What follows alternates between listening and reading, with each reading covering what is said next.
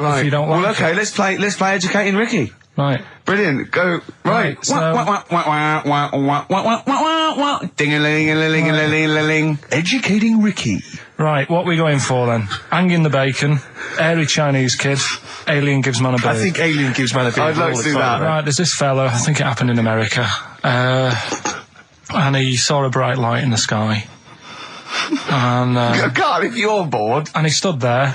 This is a true story, is it? Yeah. He stood there, Yes, of course it isn't, Steve. and he saw this bright light, and it came closer and closer, and it was a UFO, right? Yep. And he looked at it, and it disappeared, right? And he gets back in his car, He looks in the mirror. and he looks in the mirror. Yep. He's only got a beard. He hasn't.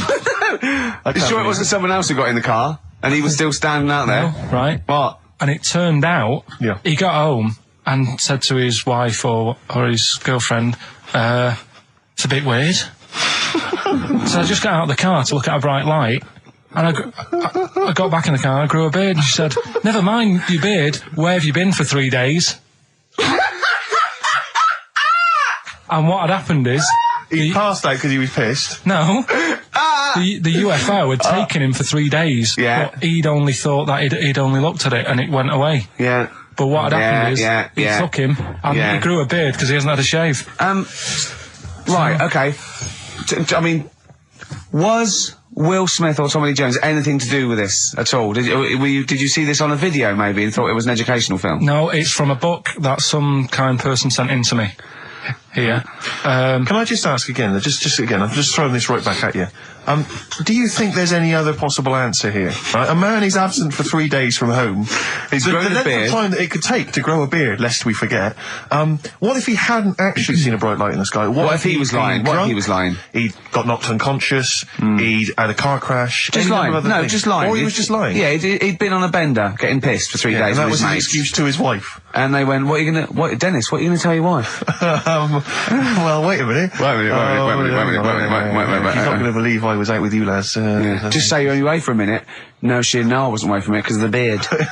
Oh yeah, look, it looks like you've been out for 3 days. Well, we have. That's Exactly. right. Okay, we've got to cover that then.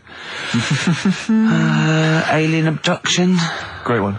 Okay, let's try that. Do you see? That's a little scenario there that could have been played out. So, when you say educating Ricky, what have I learnt from this? Never listen to you again. That's all I've learnt so far. Never listen to you. Yeah, we'll add a little bit more in here, right? To Well, spice this no. up. What do you mean? Add a little bit more. We'll add a bit more to this what I'm educating you about. Go on. Right? There's only a law in America that says if you touch a UFO, you're going to get done. Now, why would they make a rule? I don't know that. Do you know, like, all their rules have a code? Carl, I genuinely do not know what you're talking about. Right. Do you know, like, how here they might have... Do you know I what? have no idea. Right. Okay. Do you know, like, over here... I'm listening to Capital and these headphones. I got Foxy on from yesterday. Right, let's bin that. No way, it's great. No, I want to hear about Airy Chinese Kid. let's play a tune. And Okay, then come play a back tune, with come back with Chinese Kid, definitely. Some doors. Yeah, I Yeah. just thought I'd go back, take it back to the 60s. This is a tune that a friend of mine sent If me. you touch UFO, you get done. Soul Kitchen from the Doors. Shambles today, this. David Bowie, Slow Burn. Yeah. Quite a Eno trilogy Yeah, feel not bad about at it. all, Lodger yeah. Is and it a sort new of tune? low type. Yeah. But yeah. Enjoyable. Now, okay.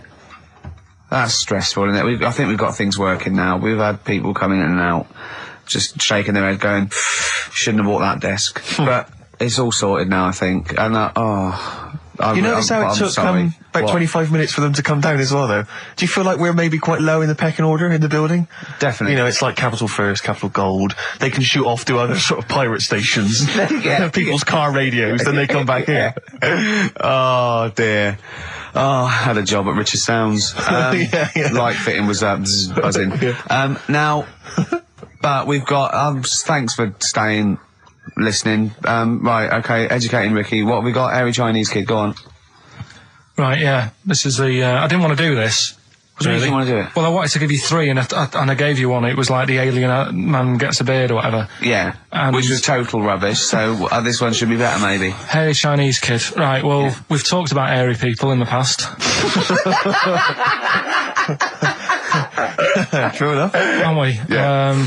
You know, the little kids who grew up in woods and hung around with wolves and that. Yeah, again, you're confusing it. Yeah, they're not.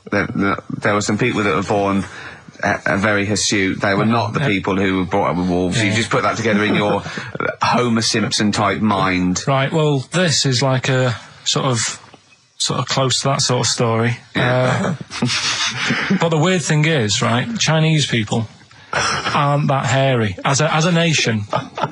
No, seriously, that's a well-known fact. They don't have that much body hair and stuff. Okay. So this little kid who was born over there, he was like covered in stuff. Was he? And it was only his nose that wasn't hairy. The rest of his body was caked in hair, right? And his hair sort of What grew. sort of hair was it? Was Thick hair. No, what I mean is, was it sort of like a pony's mane, so he just looked like an Ewok? You know what I mean? Just like hanging down sort of straight, dark hair. In the picture, it looked like it grows from his eyebrow. It grows from his eyebrows quite thick, and then it just goes all the way over You his don't head. think it was just really long eyebrows that he'd done a comb over? No, it was all over his body. It had a picture of like his back and that. Yeah. And Had he styled it? Had he styled it at all? Did he have it in a quiff or? no, it was just hanging everywhere. all over him. Yeah. And they were like, this is a bit weird happening in China, where we're not normally that hairy. That was the scientist speaking there. And the local press and that were getting him down, calling him Monkey Boy and all this. Oh, And thinking Chinese press. but the doctor, Yeah. Oh. They're cruel, aren't they? the It's like those doctor, game shows. That's Japanese, isn't it? Yeah. That's what. Yeah. and the doctor said, I was talking through all that time while we were just like talking to each other then. Because I turned round and I still saw he was talking. Go So on. anyway, the local press came in to see the hairy boy, the monkey yeah, boy. and they were like being tight, taking the mickey out of him, and the doctor said Showing him nuts. he's only hairy. Said he's a healthy young kid. The only faults he's got is he's got a little bit of eczema and a boil. And he said everybody should just treat him the same, and I think he grew up a healthy kid. Yeah, so that's the That's the end of the story. That's not a story. why. But I've got nothing. I don't know what to say to that. So someone in China was born slightly hairier than the rest, and he was normal apart from eczema and a boil. That to me isn't a story. But if it is, I've got a million. I mean, it's sort of like bloke from Manchester went a bit bolder than the rest, got a job on radio. He was normal. I mean, that's not a story, is it? Do you know what I mean? Dandy Warhols and Bohemian Like You on XFM 104.9. I'm Ricky Gervais, with me Steve Merchant and Karl Pilkington. Karl, what's the story then? Right, so what did you say you're going for? You've got your 3 titles, your 3 teasers. Well, I think I'm going to go for Don't Do That to It. You know it can't live without an edge. I'm looking forward to this. Right. Right. So this is educating Ricky, for those who have just tuned in. Now, something that Ricky told me about when he was educating me was that a cockroach, if you cut its head off, it lives for a week. Yeah. Right? And the only reason it dies is because it can't take on water. Sure. It doesn't have a great time in that week, though, does it? No. I mean, it doesn't get much done, I don't imagine. It just needs water, and because it can't find any, like its eyes, it eventually dies. Yeah. Right? No. So what? No, it's not. That's not. It's Anyway. you can't drink. Anyway. So have you heard that one about worms? Okay. I have. Go on. If you cut a worm in half, Yeah. a lot of people have said in the past that it'll turn into 2 worms. Right. But that isn't actually true. Okay. Who said that? No, it used to be like, Kids at school they said it on, kids at school and stuff. Yeah. So that, a lot of people think that. Don't pick him up on stuff, Steve. It's bad enough. Sure. So, but what they can do, if you get a worm, right, and you find out which end its head's at, Right. if you you've got its head there at the left-hand side, right, and if you sort of cut it in half, Right. but not in half, so there's more of its neck than the tail, if you know what I mean. Yeah. Yeah. The bit that you've cut off will sort of die, and the rest of the worm will get better. So in a way, you can cut it in half, and it'll survive, but only one half will survive. Okay. Yeah? What have you learned there? I wish you hadn't chosen that one. To be honest. I know, because it's nothing, is it? Yeah, You know that no joke, way you know that for joke, how would you tell a worm's head from its eye? You put it in a bowl of flour and wait till it farts, Yes. right? I told my mate that, right? And he went, what if it coughs? Yeah. Yeah. Yeah. So, there is a bit of truth in that myth of cutting one in half. Where did you get this information? I don't understand where you get this information That was from the Fortean Times. It was like the myth about worms. Yeah. That was the big article that week. Did it take you as long to read that article as it took you to tell us just then? I like the fact that it starts off debunking a myth that we hadn't heard of anyway. Exactly. You know the big thing about cutting a worm in half and making 2 worms? No. Yeah. What's the other one? It's not the thing to do either, by the way. Don't go doing it. No. It's not very nice. It's cruel. But it can get by. And it's pointless. Yeah. There's no scientific worth in that. Well, there you go. Okay then. So the others now, you see what I do? No, I'll tell you the other titles. You're not having them yet. That's the whole idea of this. People will be driving or about to go out doing the shopping. They'll think about that now. What was the other 2? Well, the other 2 They won't think about that. They've forgotten that. No, they will. No, they've forgotten that already. If Only It Was Raining and What's Tomato With You. Right, I'm looking forward to that one. No, you've got to tell me tomato with you. Look what's happening. You see, you already want more education. And this is what listeners will be doing. I tell you, I wish you were a teacher. I so wish you were a teacher. Do you know what I mean? Kids would be saying, I know it's 3:30, but I don't want to go home, I want more. Yeah. And that's what I'm doing with you. I'm teaching you. Why are you teaching me things about not to cut worms in half and what's tomato with you? Please tell me what's tomato with you, Carl. In a bit. Okay, educating Ricky, we got 2 left, don't we? I'm looking forward to these. We've still got 2 more. We've still got If Only It Was Raining and What's Tomato With You. Coldplay, The Scientist on XFM 104.9. Right, competition, isn't it? No, it's Educating Ricky Part 2. Oh, is it? Yep. I wasn't even listening. He's doing all the work, I wasn't even listening. Oh, and he spilled some water down that. Right, what's this one again then? Right. What's the teaser headline? Teaser headline is What's Tomato With You? Brilliant. Yeah? Good. How excited were you when you came up with that? You couldn't wait to come in and tell us, could you? I think it's a good one because you won't forget it now, will you? Okay. I mean, like the worm one. What's so special about the worm?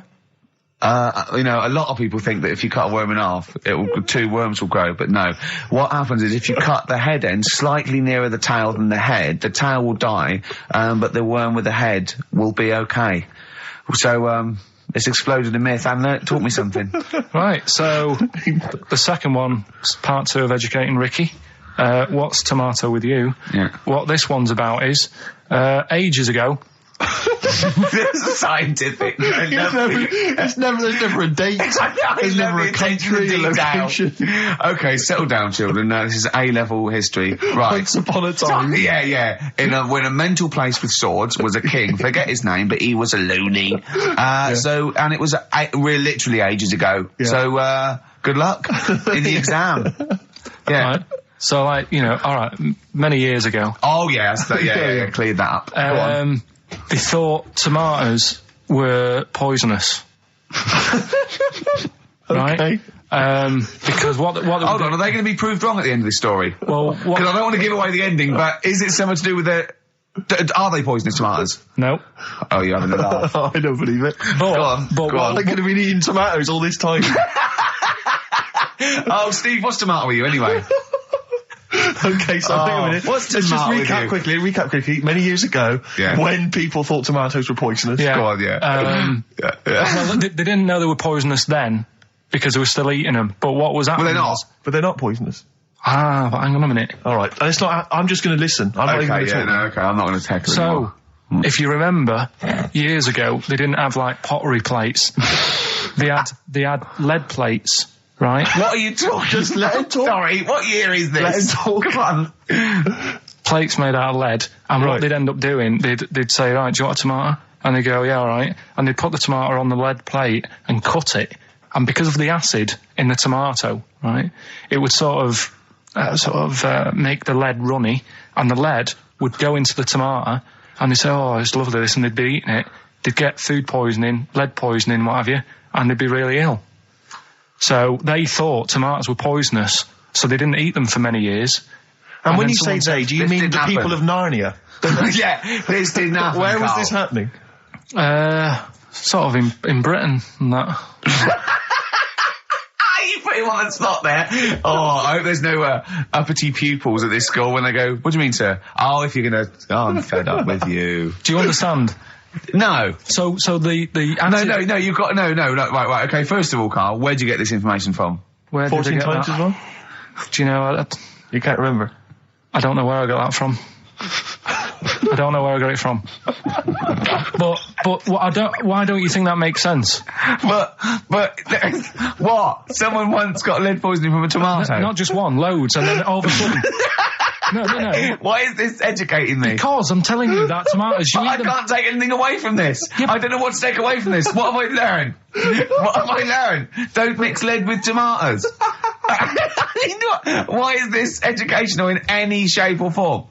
What are you telling me? A long time ago in the land of Glunk, right, where the ninnies did slib, right, they thought tomatoes were poisonous because they ate plates of lead. What are you talking about?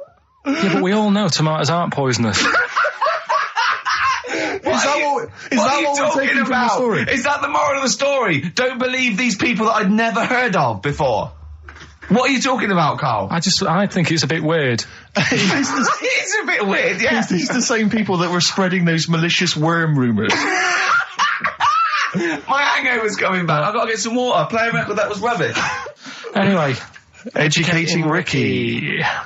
Good, we've settled that then. Go on. The titles that are meant to sort of pull you in. Yeah. We've got, what was it? Stocking, Aitken and Waterman. Yeah. You've got It's Not His Vault. And Get a Load with This. Get a load of this. So, which pun do I pick first?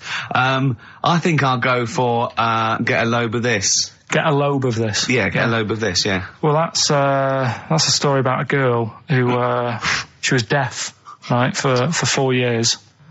And, it happened quite a bit back this. What year? Or was it, I think it was ages ago, was it? Yeah, quite a bit back. She was deaf for about 4 years. Having an argument with her mum, it said, which I didn't quite understand. Because I don't know how they do that. Yeah. But she was having an argument, and a man pushed her against a wall, and she banged her head, and her hearing came back. Okay. Was she wearing a Walkman, and it fell out? And she'd realised, There's no explanation. There's no explanation? Well, why is that teaching me something then? So I knew you'd say this, right? So I thought, right, I'll stick something on it. Do you know that bees are deaf? No, you can't just, no. If you ask someone something they don't know the answer to, they don't tell you something else. Just, I'll tell you something else then. I can't answer that, I'll tell you something else. Imagine that, if you asked a teacher. Look, how do birds fly? Wow, if you're going to do that, tallest building is, I mean, what? Well... That was the equivalent, Carl, of running away when we asked you a question. Yeah, the intellectual equivalent of going, look over there, there's a monster. Yeah. Listen, what do you mean? What she... Okay, so... So her hearing There's no came back. explanation. There's no explanation. Or you don't know. Well, there isn't one, is there, really? It's a bit weird. Did the doctors not look into it? No, I think they just said, oh, that's good. So again, I don't... Where did this information go? Is that... If you read this on the net, is that all they put on the net? There was once a deaf woman who hit her head and she could hear. Hearing came back. It was bizarre things about being deaf. Was there three, I've got that book, yeah, it's a good book, that. Was there three more pages you just couldn't be bothered to read on? Yeah. No, it was just a little bit, and it was there a little picture, a cartoon picture? No pictures, I just read it. Ow. Look, ow, if you don't want to know, if you don't want to learn, you know. Yeah.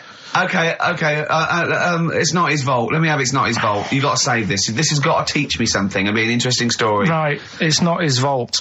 This fella... Yeah. What year? Ages ago? Olden times? I'd say in the 70s. Okay. Would you? Any evidence for that?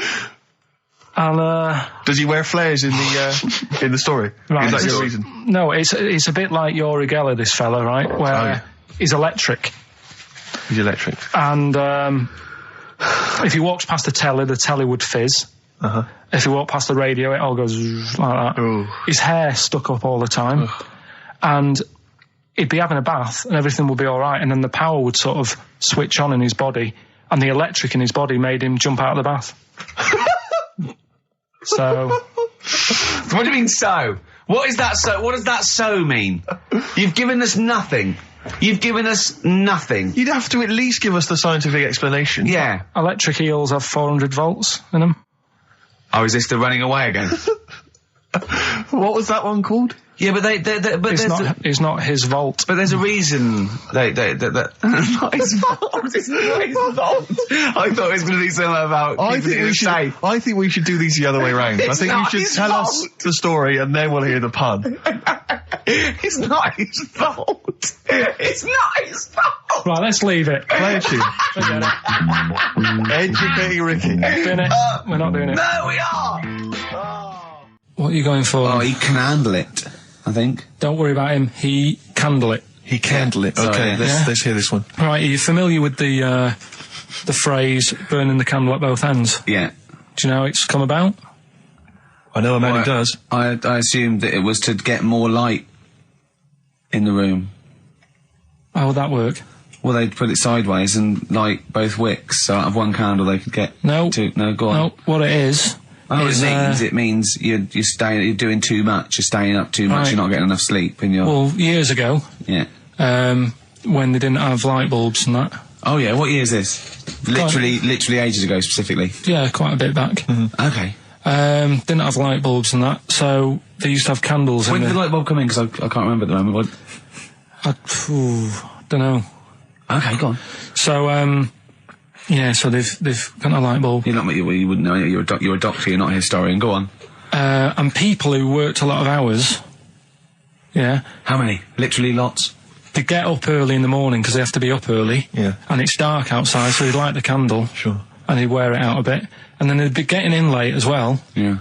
And they'd be like, oh, it's dark. I'll have to light the candle again. And they're burning candle at both ends of the day. So that's where the saying comes from: burning the candle at both ends. So, all right, that's a little lesson. Yeah, lesson one. Okay.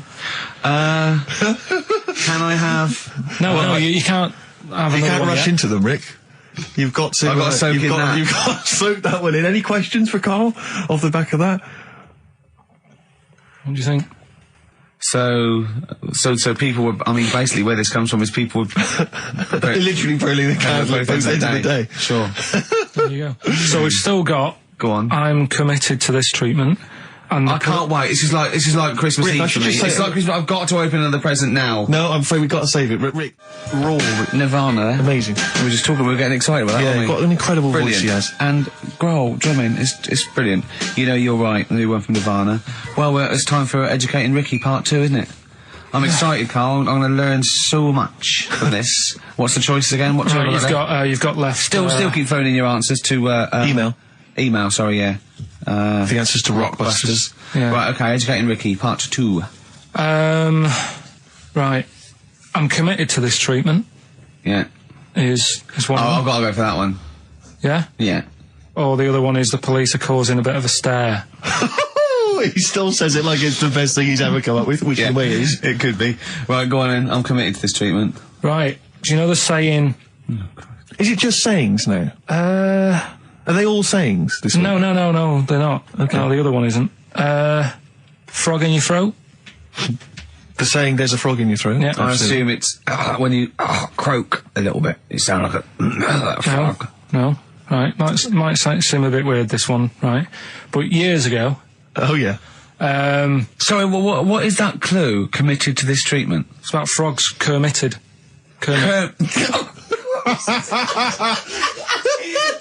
Probably works better with a K and an ER written down. Well, also, if you pronounced it Kermitted, yeah, but not committed. Committed to this treatment! Right, go on then. That's genius. So, yeah. Well, what? You go to the doctors and you go with throat hurting a bit. Right. And what they did ages ago. Ages ago? What year was this approximately? We are going back quite a bit with this one. Oh, okay, go on. And the doctor would say...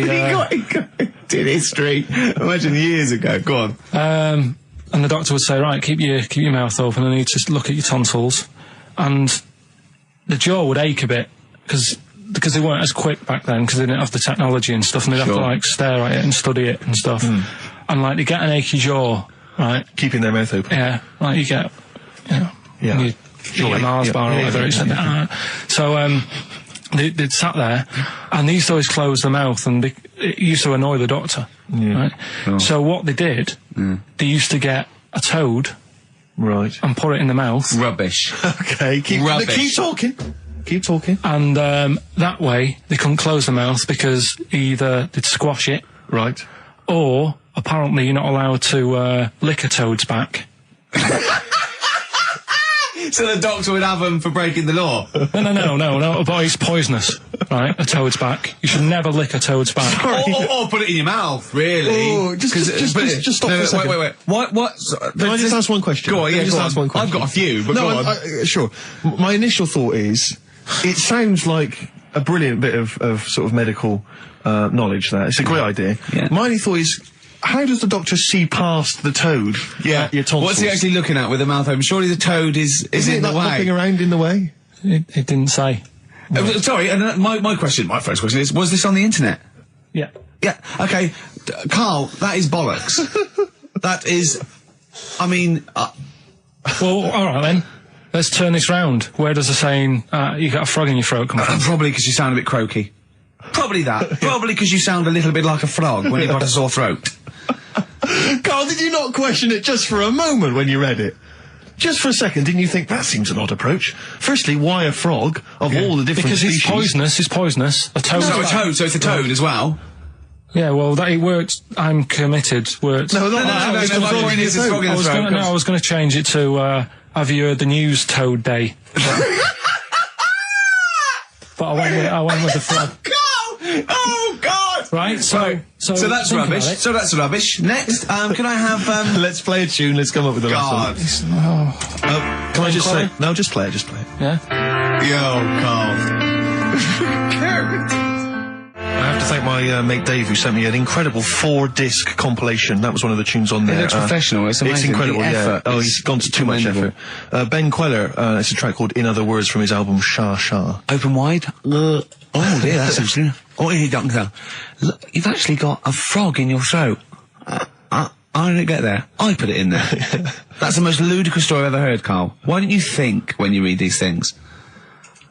I think there's always going to be a bit of truth in all of these. I mean, that fella called up, didn't he, and said, I'm not sure about the, putting a frog in your throat if you've got, problems with your tonsils or whatever. But he said years ago, if someone had toothache, they'd get hold of a frog and strap it to the face.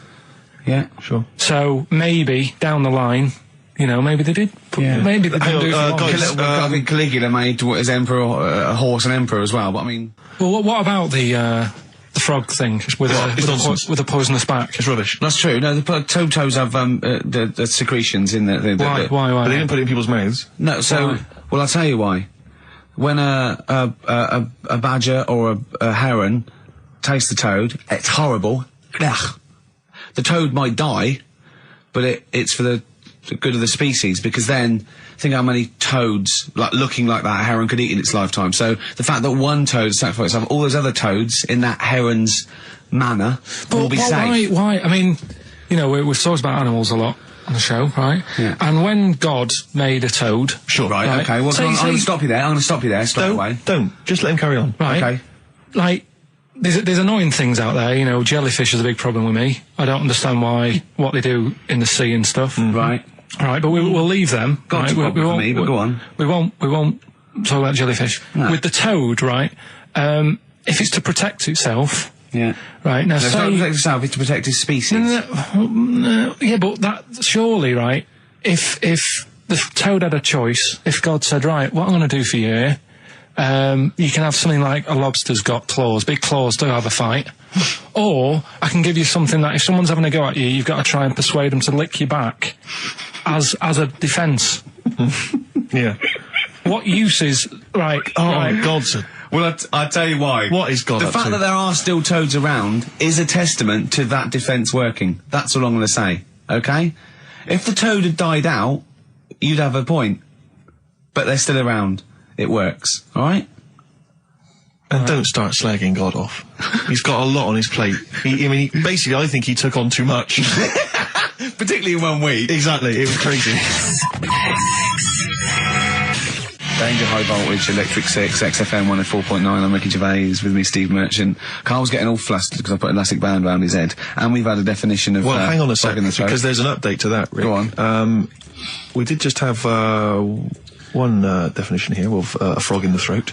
Apparently this has come from some internet site, so who knows how convincing it is, but it says frog in the throat, meaning suffering from temporary hoarseness, needing to clear the throat. Origin from the Old English frogger, meaning hoarseness. That's from Chris. Now that sounds slightly suspect to me. Why? But frogger? I mean, it seems odd that it would derive from that when it so clearly appears to be you sound like a frog when you have a sore throat. Yeah, but the word frog could come from Frogger, because it sounds like it's croaking. Wasn't Frogger a game you could play on the on the Spectrum? Spectrum, Great game. But listen, hang on, there's an update to that, because just to The common frog, of course, Rana temporara, that's the Latin name. Well, your toad is Buffo Buffo. You may be trying to show off, but I think you're about to embarrass yourself as well, because you've been slagging off young Karl. Yeah. It says here, another email, it doesn't tell us who it's from. Although it's hard to believe now, at one time, medieval physicians believed that the secretions of a frog could cure a cough if they were coated on the throat of the patient. Yeah. That in itself sounds repulsive, but what makes the idea even worse is the application of the secretions. Instead of painting the treatment on, something which may also have seemed rational, a live frog was placed into the mouth of the sufferer, where it remained until the physician decided that the treatment was complete. Right. Apparently Shakespeare's son-in-law, that's a question mark, I don't know what that means. Anyway, it's no wonder that today a froggy or croaky attempt at speech is said to be a frog in your throat. So, you can see that what's happened there is Karl's misread or been slightly misinformed about a medieval practice. In a sense, you're both winners, just for taking part. I'll bacon in the morning if you're sick of having me. Right, I'm having that one. That's brilliant. Right, well, it's a saying. Do you know cold shoulder? Giving someone the cold shoulder? Yeah. All right, if you have someone round at your house and, you know, you try to get rid of them and they're hanging around and stuff and you're like, oh, I wish they'd go, I'm tired and that. Well, years ago... when? Literally years ago. Well, ages ago. Sort of... Olden times. I think it said medieval times. Yonks ago then, yonks ago. Yeah, medieval, yeah. We're going back quite a bit on this Well, one. you know when you find out these books, why don't you just pop down when it was? Just make a note. I don't think it says all the time. It just sort of says, you know, a few years back. Yeah. No, it doesn't. Well, Never. All right, I'll make an effort next week. Okay. Right? So, it's annoying that, because my girlfriend said to me, just make a note of the time, they'll stop having a go at you. Yeah. Yeah? And I kind of thought, it's all right. Didn't listen. I don't think it matters anyway in this one. We're looking at the saying, right? So Yeah. it's giving someone a cold shoulder, right? And what it is, right? Ages ago, there wasn't enough houses for people. Right. Because there wasn't much money being made. You know, there weren't big businesses. People weren't earning good money like they are now. So there wasn't as many houses, right? So what you ended up getting is like, you know, the rich people having a nice place to live. Oh. And the poor people were like wandering about, you know, looking for places to live and that. And what they ended up doing is they had like, people would go around to the mate's house and say, look, I haven't got anywhere to live. It's a bit cold. Can you let me stay? Right? So they'd go, oh, all right, then you can stay a couple of days. But they ended up staying for like weeks. Yeah. Right? So to sort of get rid of them, what they'd end up doing, they'd be making the dinner and they'd be making a lovely dinner, like a bit of meat, nice warm meat and nice veg, gravy. And This happened every time, did it? This is where the saying came from. This is what happened, Rick. This is what how it happened. happened every time. It was in that vague book. The book of vague sayings and stuff. Right, so they'd be making a nice meal, but what they did, they looked after all the family. But the person who won't go home, they just give them some, like, sort of a cut-off of cold meat. Right. So they'd say, you're giving them the cold shoulder. Meaning... Right. Okay, that's rubbish. Okay. Absolute. Carl, why would that necessarily work? Yeah. Why do they always, in every situation when you want to get rid of a lodger, well, still feed him every day, but make the meat lukewarm. So They always leave then. Yeah. Oh, this food's lukewarm. I'm going to become homeless and they again, go, wandering the hold streets. on, are you giving me the cold shoulder? Yes. Do you want me to leave? Yes. Just say leaving. No, I like to do it cryptically. That way, in years to come, someone will have a little saying about it. Well, anyway, that was our bacon in the morning. If you've had enough of meat, we'll leave that. Well, Bacon in the morning! Oh, bacon in the morning if you've had enough of me! come back. What are the others? Just tease us again with the others. We'll come back to those. You've got, he's a bit of a nuisance, and we'll have a big fire tomorrow. Nice, looking forward to that. Right then, so we've got, we'll have a big fire tomorrow. Yeah, go on. Is that the one you want? Let's go for it. Right. I think this was like round the 1700s. Bluffing. And Just bluffing. Who was the king then? Don't know. Go on. But it's about the word bonfire, right? Bonfire. Bonfire. Yeah. Do you know where it comes from? No, go on. No. Right, what happened is it's got nothing to do with Guy Fawkes and that, which is what I thought when I saw it. It's got nothing to do with that. But ages ago, at 1700s, Yeah. right, they didn't have enough houses, like I mentioned. Okay. Yeah. So if that happens, you get people living on the streets. Uh-huh. You get Sure. diseases, people aren't cleaning properly. So you get more deaths. Mm-hmm. All right? Yeah. So think about it. You've got all these dead bodies lying around. They're running out of space because there's like, I don't know why they're running out of space, but Okay. they haven't got much. I don't know why really. I was going to say they should have just buried them, but there's probably more land back then than now. Think about it. He doesn't need anyone else in the room to have a dialogue. With himself. Yeah, we could leave and we'd come back and he'd go, I've sorted it. Yeah, But anyway, for some reason, They presumably, if it's going to be they burnt them, it's presumably to do that it also kills the parasite or whatever's carrying the parasite on them, as opposed to burying them and not killing the disease. well, yeah. So there you go. You've worked it out. They piled them up and they turned it into a celebration because there was a lot of fed up people at that time. Is this going to be the word bon, meaning good? No. I'll tell you in a minute. Go on. So you've got all these people who are like going around and like, oh, you know, so and so died the other day, and you know, nearly every week someone they knew was dying. So you can imagine like just constant like being depressed. So and they've got all these bodies lying everywhere. It's like, oh God, what are we going to do? So they said, we're all too fed up at the moment. Said, let's make this a better world. This was 1701 by the time they got together. Yeah. So they said, what we need to do is have a big party. So they said, yeah. Good thinking. See what you're thinking. So they go, right, well, we'll put all the bodies in a big pile. And they're all diseased and that. So they set fire to the bodies. Yeah. And they said, let's have this as a celebration to remember them by. And, you know, we'll have a drink and that and have a chat. We'll have this big fire going. And it came from bone fire. Ah, right. So Bone it was fire. it was all the bones. Bonfire is bone fire. Yeah. Excellent. Yeah? Yeah. That's interesting. So that's how it came about. Yeah. In the 1700s. Yeah. That was. No, probably. I reckon it was 1600. Probably earlier. I reckon it was the plague. I reckon it came from. But interesting stuff. Interesting. Yeah, so stuff. that's Did you celebrate Bonfire Night? Is that a big celebration for you? Do you like the fireworks? I'm sick of fireworks. I just think they're rubbish. I'm not impressed. I've never been impressed by fireworks. Even as a kid, you know, you have to go to like sort of community kind of gatherings with the bonfire and fireworks, and some local vicar or whatever would come out and. But I also think the adults think the kids love it, and if they just got together and said, "Should we go this year?" They'd all go, "No." Yeah, Absolutely. Let's not go this year. What would be better is if the vicar had wheeled out like a massive rocket, climbed in, gone last one to the moon is a bender, and then fired himself off. Now that, I'd pay to see. That's a firework display I'd like to see. As it is, it's just rubbish. Oh dear. Yeah. That's Is that your feeling, excellent. Carl? yeah, I'm not keen. No. Sorry, what clue was that? We'll have a big fire tomorrow. Bone marrow. Bone marrow. Genius. Let's play the record. Oh God! Hippopotamus news. Hippopotamus news. Right. Well, this one, it's. I'm not going to take the credit here. I heard Christian talking about this on breakfast, right? Because it's a good story that happened.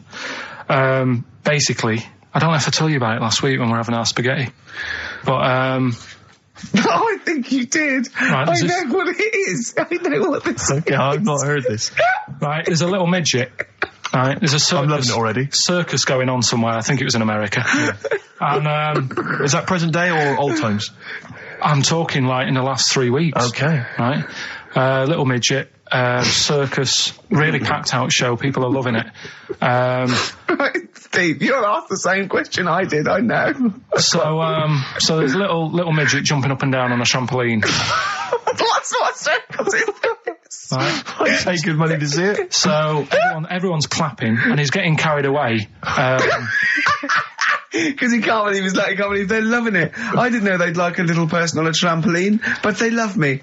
But you know what it's like when, if there's a crowd of people sort of encouraging you to sort of go higher and stuff. Yeah. And I'm sure he knew it was getting out of hand. But he was jumping and he was coming down the road going, higher, and he's going really high in the air, right? So he's doing this, crowd are clapping. There's a hippo, right, just sat next to the trampoline, getting ready to come on and do his act. Oh, right, I thought he was in the audience. Getting ready to do his act, Steve. Yeah. So he's a ventriloquist.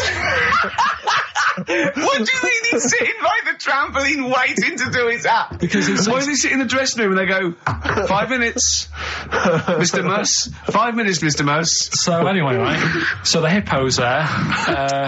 He's getting annoyed, is he? Because the midget's He's going, how can I follow this? How can I, this is really annoying. They're going to be, no. So he's thinking, he's already done the trampoline, my pogo stick act is never going to work. Yeah, go on. So there's a hippo waiting. See, it's a great story, and I just know he embellishes it or it gets slightly wrong. Go on. So there's a midget jumping up and down. The hippo's getting annoyed. The crowd are going mad. The midget's loving it. Can't believe his luck. Although you think he probably knows he's dicing with danger. Yeah. So next thing you know, they're all saying higher. He gives it one big, heavy sort of landing on the trampoline, goes really high, but goes off at a funny angle. Oh, hypotenuse. Okay. Yeah. And sort of flies up. Hypotenuse! Sure. Flies off at a funny angle. Ooh, dear. Hippo's there, swallows him whole. Crowd are clapping, thinking that's why the hippo was waiting there. Rubbish. Rubbish. It's not rubbish, though. But no, maybe there was an accident in a circus with a midget and a hippo, but at no point was this hippo waiting to go on, going, come on. The midget flew off at hypotenuse and landed in the hippo's mouth and was swallowed whole. This is what you embellish it. That is great. And what's I have to say though, Rick, when I heard midget, trampoline, hippopotamus, I was thinking accident waiting to happen. Yeah. So.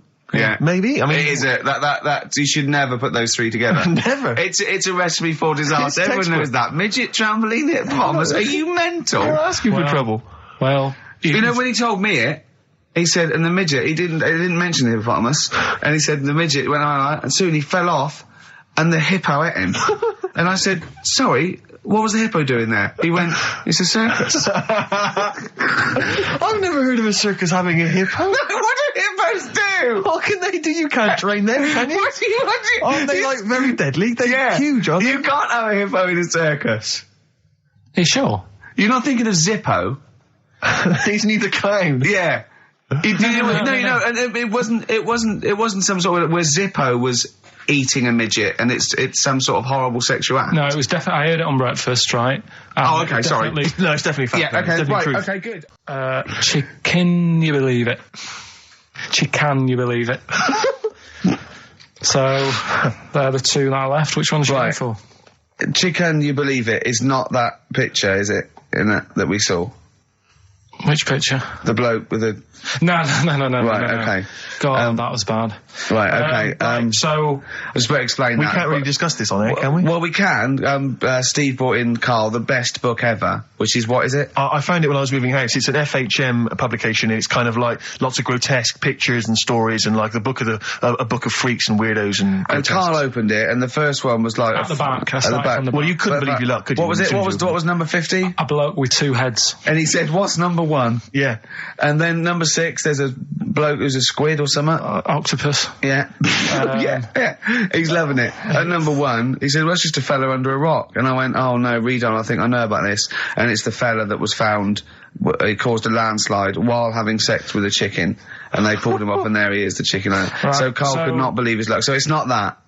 Can you believe it? I'll have that one. You're going for that one? Yeah. Right, well, we've talked a lot on the show about... We've talked a lot on the show. Yeah. About animals without heads. We haven't! We haven't! We talked about cockroaches could live without a head for 7 days. Yeah, we've talked about that. And then, of course, there was the the well-known one about the fella who had his head cut off, and he blinked. He said to his mate, "Count how many times I blink when my head comes off." Yeah, when you told it to me, you said his head came off, and he said, as he said, it was in the basket, he said, "Quick, count how many times I blink." And it was Nick Frost that had to go, "No, Carl, no, he said it before." I went, and that was lovely. So yeah, we've talked quite a lot about things heads coming off. Go on then. Well, this one, right? Back in 1945. You looked up the date. It's got a specific date. Wow. Mate Jonathan sent this one. You know him as well. It's a lad at the BBC, right? He emailed this one in. So thanks for that. Chicken. It's called Mike. There's a chicken called... Sorry, I missed a bit there. There's a chicken called Mike. A chicken called Mike. Okay. Right? Yeah. What happened was, it was living on a farm, right? Loads of chickens knocking about. And the owner of the farm is like, getting ready for tea, and his wife says, go out and get a fresh chicken, because my mum's coming round. So he thinks, well, I want to get a good one in, because I want to impress her. Cause back then, even then, they wanted to impress the mother-in-law and that. So they said, all right, I'll just nip out and get one. So he sees Mike, chicken, running around. Is this during the war or after the war? 1945, I'd say that was after. No, it ended in 1945. Yeah, okay. September, go on. Yeah. So, chicken's running about, he thinks that one, that looks alright, I'll have that one. Mikey. So he picks it up, and he cuts his head off. Oh. Puts it on the block, cuts his head off, runs about a bit, like they do. He thinks it'll stop in a minute, keeps running about. And what's going on here? Right? He's now like chasing the chicken without an head. Yeah. He's saying he should die in a minute. Anyway, doesn't die. Chicken's walking around with no head. Lives for 18 months. Yeah. Chicken with no head. Yeah. What do you think of that? Well, I'll tell you, I've heard this story before, Rick, and the explanation, as I understand it, was that certain vital cords, spinal cords, weren't severed when the head came off. So that was why it continued to live. Yep. I don't know if that sounds plausible. It's fine. Absolutely fine. How did it take on protein and energy? The fella who owned it, he said, well, hang on a minute. He said, I could kill it now. But I've got a wonder chicken here. But he's thinking, it must really want to live. Sure. Right? If it survived that, I've got something here. Yeah. So what he does, he gets a little eye droplet thing that he used to use on it. Obviously not anymore. Right? And he filled it with grain and water. And it had a big hole in its neck where its head used to be. And he... Incredibly. And he dropped... You know what? I mean, that is possible then, if it, without infection. Without infection, if he was taking on things, it is possible, right? Why? Why what? Why did he do it? How cruel is that? I mean, it's not cruel, because the chicken obviously... He said if he thought it was a bit fed up, he would have killed it. He said, but it was running around quite happy. Well, it wasn't fed up at all, because it had no brain. Well... What do you mean, wow? I'm just saying what... It was nothing. It was just sinew and nerves and electrical impulses breaking down energies, right? That's all it was. It didn't have a brain. So it was... But I'm worried about the psychology of keeping a pet without a head. I'm worried more about what the farmer was thinking than the chicken. I tell you this, the question I'm asking is, was the mother-in-law impressed? I mean, that's why he's out. That's why he's out to shot Mike's head off. This is lovely, but it's just the head where you don't kill a chicken like that all at once. I thought we were having chicken for dinner. Come and look at this, running around the yard. Yeah. Oh dear. So, there you go. You've learned something there. Yeah, I have learned something. Yeah. Yeah. So. One more. I've learned that farmer was very strange indeed. Yeah. There you go. I have to say, to be fair to Carl, I have a feeling like when I read it, the reason he kept it alive was as a novelty. He got charged people to come and see the incredible headless chicken called Mike. Right. So, here we are. That's great. Oh, am I gonna have to thump you? Yeah. Do you know the saying, shut your face? Yeah, I've heard the well-known Shakespeare, isn't it? Yeah. Do you know how it came about? No, Joe Dolce. Go on. It's ages ago. Oh yeah, literally. Like knights who wore armour. Okay. That's armour gonna have to thump you. That's how it came about. Okay, armour. They wore all the stuff and they had the helmet, and say if they're guarding something at night. Stood outside a castle or something, and there's probably going to be two of them, right? So they stood there talking and that, and talking about stuff, And The future. Sort of, medieval stuff. one of them was like, "Oh, we should shut up. You know, I've been stood here for hours," and he's going on and on. Yeah, sure. So he'd say, "Shut your face," meaning, shut the guard down on your helmet. The visor. And I can't hear you then. Uh-huh. So shut your face. Shut your face. And that's Okay. that's how it came about. Well, I suppose that's... It would be interesting if I could just rely on it. As I'm not sure it's true. I yeah. know, I just never know. I can... It needs to be corroborated. It's like, I don't know where he got it from, but anything via Karl is precarious. Yeah, I mean, I feel like maybe you should give us your sources next time. You know, tell us where you got I'll this tell you. information from. Got it off the internet. Yeah, but where on the internet? I can't remember where that one was. I mean, I always go through like the news pages and stuff, and I This news should be updated because they've only reached the 17th century, which was last week with people eating tomatoes off lead but then plates. I look at, Go on, right, okay. like, what are you having? What are they again? Is the tip included? Yeah, go on, that one. Right. In Turkey, Nice. it's not, actually. That's where I went, and there was them little fellas after Suzanne in the kitchen. What? What do you mean? We went to Turkey. You went to And, Turkey and there were some little fellas. Well, they had quite a few sort of midgets working in the kitchen. Why? Is it a theme? No, Was it a it's theme just- holiday? I don't know. Might get them cheaper or something. Was it... So they You were get them working, cheaper? They were working in the kitchen, and one of them fancied Suzanne and kept sort of eyeing her up, and she was winding me up saying, "Oh, Not iron up and down, just eyeing her up. fancy." Anyway, no. So What anyway, was she doing in the kitchen? no, it's like a pick what you want to eat type buffet, but you have people clearing the tables and that ready for you to come along, Are they low tables? and you know, he was just keeping an eye on her. What did he say though? Was How he? did he What make was this he? Was he? clear? It was Was, Turkish, so I don't know what he was saying. but he was. He was. Little fella, yeah, Did he talk What do you to mean her? a little fella? What do you mean little fella? sort of dwarf-like. What do you mean dwarf? Like he had magic powers, or he was 4 foot? No, What do you just mean, A Karl? little bloke, just like a normal bloke, but small. If you stood him in the desert, you wouldn't know. But he'd be hot and nothing around says, right, Karl. You should watch out for the monkeys. Yeah, underground. There's underground monkeys Look, are look, you can't just say there was a little midget fella who was eyeing up my girlfriend and then leave it. What do you mean? What was happening? This is a story to us. This is much more interesting to us than, and she was deaf, right, and she hit her head. That's much more I don't interesting. understand how it manifested itself. Did he come over and say something? No, do you know when it's like girls know, don't they? When someone fancies them.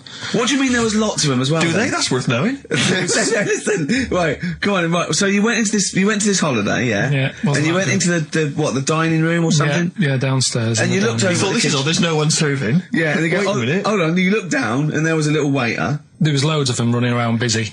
Why, though? Why did Because they it get was the... summer. What do you mean? Because it was There was loads of summer. them. They had more of them They on. come out in summer. They come out in summer. What do you mean they had more... What do you mean? Because it's busy, isn't it? Well, no, but they Summer. hibernate in the Why winter. were they all midgets? I don't know, maybe it doesn't heat stunt your growth or something. No! Well, they just happened to, maybe it was a thing that they did for tourists or something, I don't know. I just got on with my meal. It was a holiday, do you know what I mean? God. This is not right. So it's a midget serving. I'm not going to ask any questions. Right, okay, yeah. So they're all little fellas running around, and this one always was like, you know, oh, do you want a new serviette? You know what I mean? Going out of his way to sort of... for turning on the charm. yeah. Yeah, he was going out of his way. The others weren't. Right. I think what was happening is he'd been working with Santa all the winter. Yeah. This is sort of little summer break. This one He was hadn't your seen a girl. waiter, and so he was being polite to you. Maybe. But what did Suzanne say then? Well, she was using it to wind me up. What was she saying? Oh, he's... Oh, just like, you know, look. He may be small, but he's Well, built like a... Yeah, he's all man. so Were you jealous of a midget then? You were jealous of it him? is a bit annoying, isn't it? Why? It wouldn't bother me as much now, because I've been with her for ages. Right. But at the time, that might have been one of our first holidays, and it's like, You don't know, want to be what's going stolen on? I away paid by- for this holiday. Yeah. And then you get off with a midget. Yeah. Oh. So anyway, But it doesn't matter because you got chatted by a bearded lady. So. Yeah. tell you what, no, that's got nothing to do with that. What were you going to say? What were you going to say? I was going to say the hotel was half board, and maybe. Oh, right. I thought you were going to say it's just one of her shortcomings. So listen, right? Play a record. Right. Badly drawn boy, born again. Right, just get this educating Ricky out of the way. So, Turkey, yeah. So what is this again? This is educating Ricky. Is the tip included? Right. Apparently, a fellow was on holiday in Turkey. Just having a normal holiday. Weather's good. you know, he's having a good time. And Waiters are all normal height. Yeah. He's having his meal. He hears a load of screaming going on in the kitchen. Hold on. Has his girlfriend wandered in there? And they do, With a step ladder. Yeah.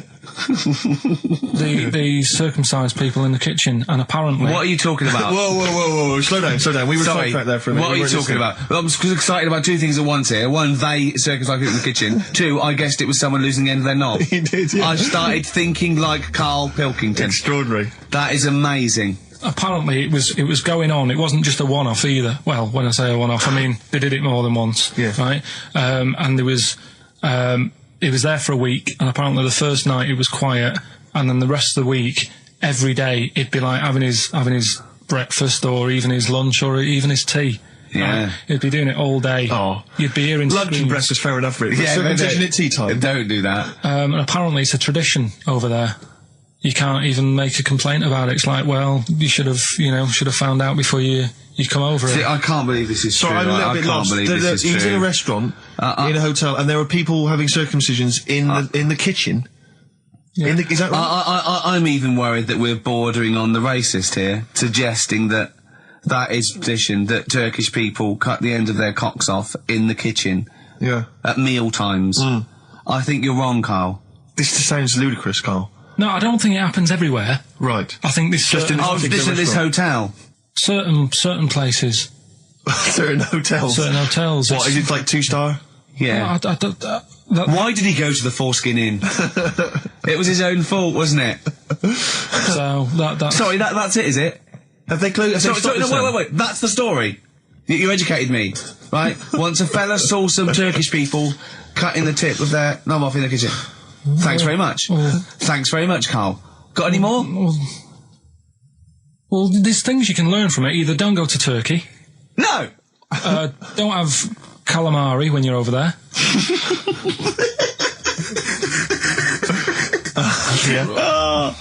Karl, you've done it again. Well, You too.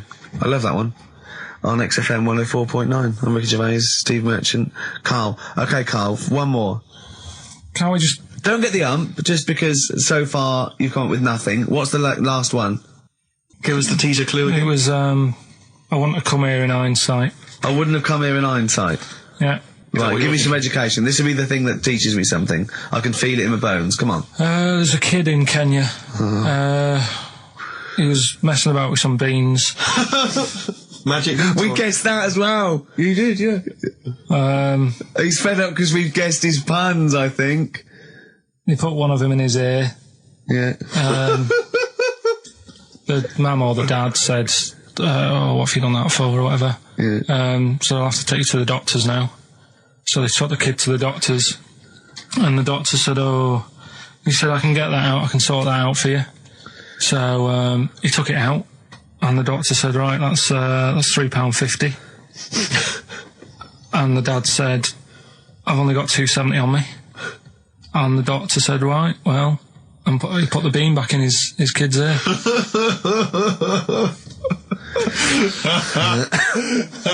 I don't know what to say. I don't know. I don't know what to say. I mean, A couple of questions from me, very quickly. Are you sure that those were definitely the sums involved, were they? Well, the equivalent of whatever they deal with in Kenya. Yeah. It was the equivalent of, you know... £3.50. So what currency was it, Karl, that you translated into sterling? I don't know. No, it was saying in the thing, it said the equivalent of... £3.15, £2.70. Did it say that? Yeah. So Did it say that? Yeah. Karl, look at me. Did it say that? Yeah, it said that was the... Did it say that? Yeah. Yeah, it did. It definitely said that. Definitely. Yeah. So... Oasis, live forever on XFM 104.9. Right, we're in the swing of things. It's mine and Steve's favourite bit of the whole show. This is what we do this show for now. Educating Ricky. Yeah. Go for it, Karl. You said that learning can't be fun. Yeah. Yeah. Okay, I'll go for the one. What's the one about the butcher going down the butcher shop? You've got get your kit on, we're off down the butcher's. Yeah. You going for that one? Yeah. Well, do you know the saying, don't let the cat out of the bag? Yeah. Do you know what it means? Yeah, well, don't give away a secret. Right. Well, do you know how it came about? No. No. Well, Ages ago. Before, like... Ages ago. 17th century? Yeah, before, like... Yeah, 17's good. Yeah. Before, like, you know, proper butchers and Jewhursts and supermarkets and that, you used to get these blokes who sold meat. Right. Butchers, they were called then, I think. Yeah, but the difference was they didn't stay in the same place, they moved about. Right, so they'd turn up on a street corner, and he'd have, like, loads of carrier bags of, like... Carrier bags? Yeah, with meat in and that, and people would Plastic be like, carrier bags? Yeah, with mobile butcher on them. Yeah. Right, so... and an email address. Yeah, go on. People went, right, yeah, I need some meat, right, so they'd go up to this bloke and say, what have you got? And he'd say, well, I've got a you know, you can have a bag full of pig, or you can have whatever, a bag full of chicken, whatever. Yeah. And they'd go, yeah, how much? They go, oh, you know, call it a fiver, whatever. Yeah. And they'd buy them, and to make more money, they didn't always fill the bag with what they said was in it. Oh, and yeah, I thought that might be the case. Right? Yeah. So what they used to do... Did they ever put cats in there? Yeah. But I don't see what...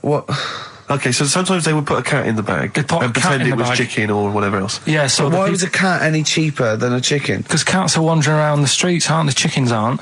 So they'd get a chicken, they'd put a chicken on the top so that when they look in it, they'd go, yeah, that's all right. Got a bag full of chicken. They'd get home to make the dinner, and they'd be like, what are we having tonight? And they'd go, well, you'll never guess. And they'd have, like, you know, well, you can have a chicken leg, and, you know... But it would be a cat. Yeah. They'd have to defrost a pizza. Yeah. Did they mind that they were eating cat then, in those days? He didn't say. He just was saying about the saying, don't let the cat out of the bag. It's like, you know, if they see that, they're going to go mad. Well, so it was the people that were doing this, it was the dodgy butchers that coined this phrase. Were they saying to each other, don't let the cat out the bag? I.e., what I mean by that, Jack, is don't let them see the cat. Yeah. What we've stuffed in there. Yeah. Dodgy butcher, there's another phrase, isn't it? Yeah. So that's the first one. Is that a euphemism, or is that dodgy butcher? As his meat delivered around the back. Sure. So that's that one. So let's get your kit on. What does that mean? It's a euphemism for homosexuality. Okay. And meat, presumably, in that means different things. It doesn't. It's a word that is also a male bird. Would it mean chicken or cat necessarily in that context? Or well, I suppose it could. Yeah. Carl's look at him. Carl looks at you like a cat. Yeah. Whenever we leave him behind, if we don't talk like straight at him and let him see our lips moving, and it's, you know, monosyllabic and very easy to understand. Look, he's lost in that conversation there. He just drifted off, didn't you, Carl? No, I just was also thinking on animals and that, something else was going to use. Go on. Alright, that's Aqualung. Good time's gonna come, innit? Right, Carl, come on in, educating Ricky. So, don't let the cat out of the bag, that's where that comes from. Comes from a crafty butcher. Well, there's the best band in Britain, in my opinion. Big words. The Darkness, Growing on Me, on XFM 104.9. I'm Ricky Gervais, with me, Steve Merchant and Karl Pilkington. Have you got the album? And already, they've had an argument. Yes. Well, I mean, I don't know whether we need to cheapen the show by discussing it, but I asked for a particular track. Karl is the producer, and he failed to get it for me. He's failed to bring it up from the record library. Completely failed in his mission. He needed to get 2 records, and he failed to get one of them. A 50% error rate there. Yeah, but like I said, I looked in the system, it told me what album it's on, I brought that album up. I'm busy. But, okay, so fine, you're absolutely fine then, that's no problem. You know, once again, that's a great excuse, Karl, brilliant. The show has been ruined, it's been partially ruined, but you've got a bit of an excuse. Alright, I didn't make a big deal out of it when you said, oh, and whilst you're down there, get us a new 50 Cent single. I never said, while you're down there, get the new 50 Cent single. I asked you if 50 Cent single was lying around. If it hadn't been here, I wouldn't have worried. So I get it, yeah, I did that for you. Right. And when I come up, you say, has it got swearing in it? Well, I don't know, it's 5-1, Steve, I haven't got time, I've been whizzing around. You're the producer, it's the brand new single, I'd have thought it had been lying around in the XFM office anyway. But I don't have time to sit around listening to music. Sure, well, yeah. Right? I know that you have, now you've got an iPod that can hold 7,500 songs, I don't know when you're going to get round to loading all them on, but I haven't got the time. Sure. Busy. Yeah. Fine, okay, no, that's a perfect excuse, Karl, well done, mate. Right. I just hope that I never have to depend on you in a real emergency. I had a bit of bad luck as well. I wanted to play REM, and maybe the listener can help me here, can you email in ricky.gervais@xfm.co.uk if you know what song I'm thinking of? It's an REM song. I think it's on the album of the last one before. And he says, Mulholland Drive and I'm Steve McQueen. That's all I know. I'm sorry, I can't think of the title, so I need the title to look it up, if you know what I mean. I can't put in like that. I can't put in Mulholland Drive. The system goes, what are you talking about? So I need the actual title of the song to look up to find it down in the library. Oh, well, I'd go down yourself if you're going to go down to the library and get that. I wouldn't send Karl, because... Ricky.gervais@xfm.co.uk. But if he wanted to, he did have time, because he came in at 1:20 rather than 5 to 1. Yeah. No, I told you about that record that I wanted it yesterday, didn't I? So you had 24 hours notice. So that's not really an excuse, is it? But I did find one of my favourite songs of all time, which is Bones off the Bends album, and it's Radiohead on XFM 104.9. And here it is, because you gave me lots of time to find it. So. Sure. Yeah. Could have brought it in himself. No swearing in it. Bones.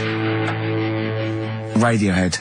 The Bends on XFM 104.9. And thanks to Paul, who's emailed there's in. a whole bunch of other people. Lots Nick, of people. we've got Davey, Steve, Ashley. It's Electrolyte. You know, it all comes flooding back now. We've got that. I've got it out of the library. We're going to play that. That's done. It's interactive. I've used the listener. I've shown the listener, right? I've helped them to help themselves. Sure. I've said, if you want to hear it, tell me what it is. They tell me what it is. They're going to hear it. Yeah. Do you know what I mean? Perfect. Saves going down the library and, well, we don't want to... Yeah, well, we know mistakes can happen if that, you know, if you have to go down the library. Yeah. And I mean, I checked it, though, to make sure it was the right one, you see. It's just a little bit of... Well, it's a good rule that, generally, if you pick something up, a CD, That's you know, right, we want to play on a radio Sort show, it a out live radio show, yourself. you normally check at the back. Oh, no, yeah, that's right, yeah, if you want a job done, do it yourself. You're absolutely right, Karl. So... But anyway, look, let's all make friends, let's kiss and make up. Yeah, touch and make up. Yeah. Let's just... Well, I'm up on Karl at the moment because it was my birthday in the week, and not only has he bought me a little vibrating thing to put on the chair, because I've got about that, so that vibrates, that. Actually, we can hear it. Yeah. Yeah, I'm gonna do it between records now. Right, and what's that doing to you as you It's just, it sort of like sends a little pulse into your sort of muscles, relaxes, doesn't it? I've got to relax on there. If I'm relaxed, the listeners relax, we're all happy. Sure. He's also got me this little electronic bongos, and I thought we could do like...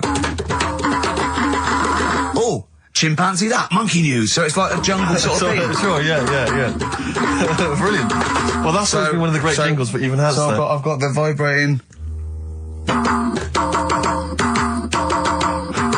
Oh, chimpanzee that! Monkey news! Dr. Fox, if you're listening, I think you'll know that's a clear improvement in this show. So thank you for those. It's alright. Honestly. What did you get him? What did I get him? I couldn't get him anything, I was too busy buying myself an iPod. You're joking? Well, it's a little bit gay, isn't it, giving gifts to blokes? Yeah, it is, but for someone who's like major... Yeah. Play a record! Someone who's major? What do you mean, someone who's major? Well, because he's a major celebrity? No, made you. Oh, made you? Yeah. Right. Yeah. Crazy beat. Blur, alright? On XFM 104.9. Brilliant. Yeah, so, I also got, Jane got me a few nice presents, including, my favourite of all of them, a real bow and arrow. A real bow and arrow? Yeah. Right.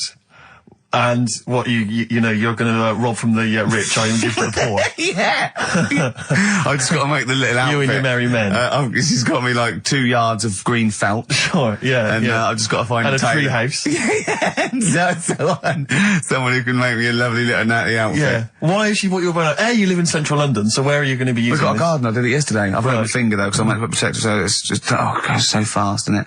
I didn't understand that sentence. I'm here in the studio. I getting saw you excited. point to your finger, so I'm guessing from that that maybe you injured your finger. Yeah, but yeah. For the listener, again, what exactly were you talking about then? No, because when you put it back, it...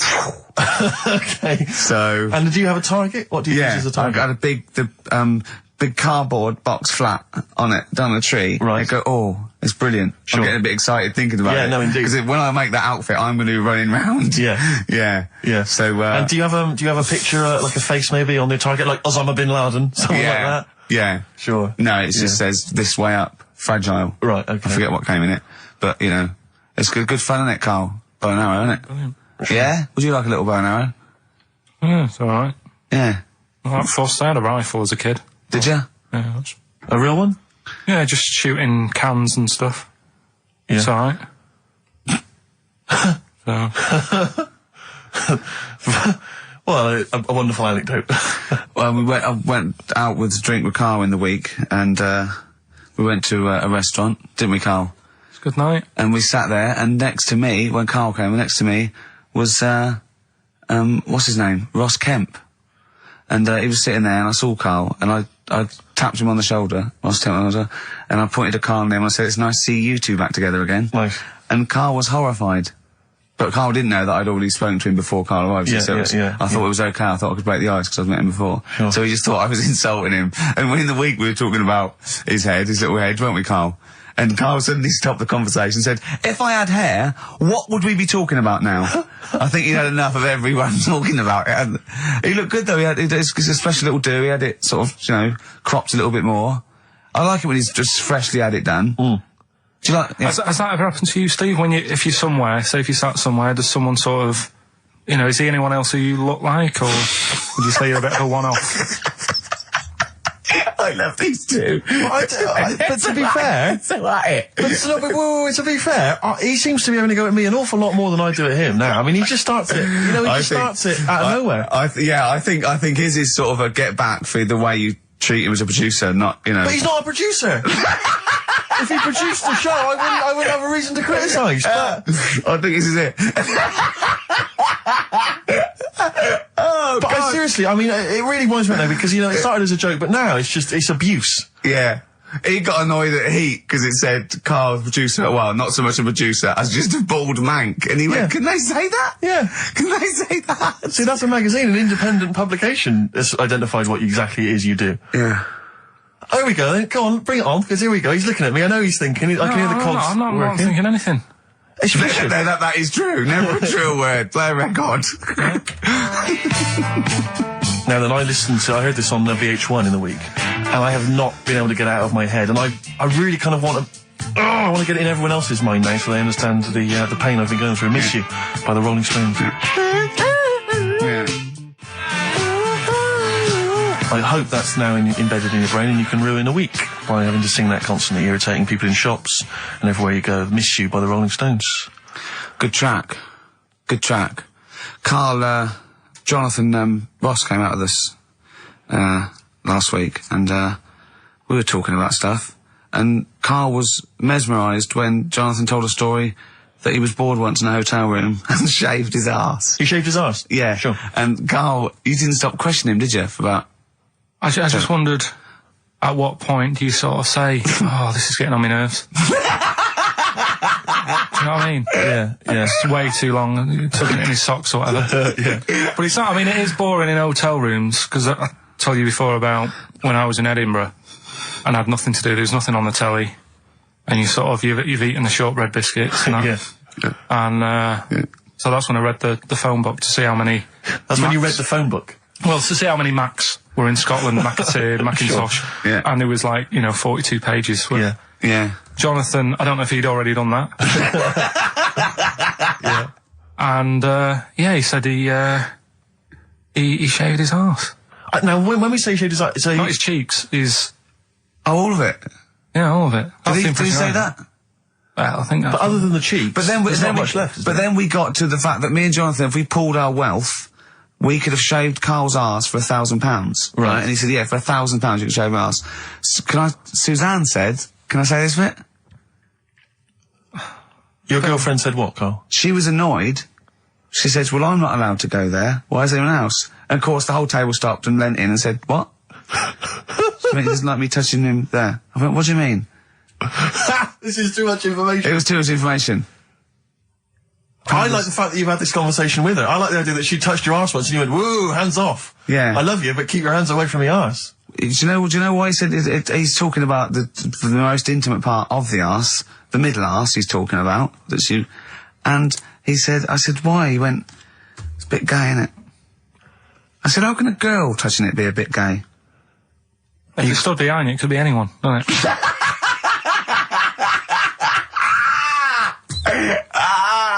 Oh, God. And it seemed, I mean, you can imagine the conversations we were having, right? And it's that thing that the waitress heard something every time she came over. She heard the word, Can't go on. Jonathan Ross saying I shaved my arse. yeah. And, oh dear. But it was, it was a good night, wasn't it? So, it's the £1,000 now, isn't it? But presumably you give Suzanne half anyway, so everyone will be happy. You've used the arse to best effect. She's got half out of it, so she's made as much out of your arse as you have, in a sense. Me and Jonathan are happy. Yeah, but to be fair, it's his arse on the line. So I know, but I mean, it's not like she's getting a bum deal. Well, she's no. getting 500, yeah, quid. No, I understand that. But do you reckon? Just thinking of some more. Play a record. Can I just ask, before you play a record, if we were to shave your arse, let's say we did it for charity or something, got sponsorship, how would we do it? Would we use one of those big kind of old-fashioned razors? No, I'd use a Bic Safety. I'd just straight And away. would you use a gel or a foam? No, I first of all, I think I just, lather it up. Right, So you lather foam. up his arse first? I do the outside bits, just goes straight down, big broad strokes, clean, right? Then I'd have to go in the crevices, and I'd need an assistant. I'd pop it apart, and just very gently go in there. I might even use electronic equipment, just so there was no sort of, like, nicks. Okay. So, an electric razor? or I might wax the internal middle arse. How did Jonathan do it? Because he did it on his own, didn't he? I use mirrors. Why don't I'll ask him. We'll call him later. But, I don't know. Well, perhaps you listening have once shaved your arse, maybe during an exam or something. What I think, and this is conjecture, but I think he was probably there, he'd had a shower, he'd shaved his face, right, and thought, well, he was naked, looks down and goes, oh, what a hairy arse. Well, hold on, I've got the razor in this hand, I've got the mirror there, I'm not on stage for a good 10 minutes. Yeah. There's one thing I don't like going on stage with, is a hairy arse. Bang, swing, wallop, done. On stage, thanks, see you later. See you next week. Yeah? What are you thinking, Carl? No, it's just how airy was it? Do you know what I mean? How airy was it? Because I imagine, you're saying mirrors and stuff. But he's how old is he now? He's 42. And they say your testicles drop quite a bit once you start getting old, don't they? Yeah. So he's got to make sure they're out of the way. Yeah, but I don't think I can speak for myself, as a similar age to Jonathan, that, there's millimetres in it. It's not like we tuck them in our socks in the morning.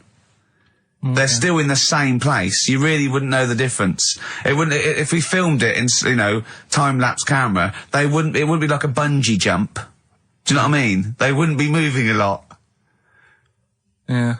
All right. Do you think I told him he's a good-looking fella, Steve. Would you agree with that? I told Jonathan that he said that he just went for it as well. Yeah. So you spent a lot of time picturing Jonathan's naked arse. You'd let him give you money for arse touchery.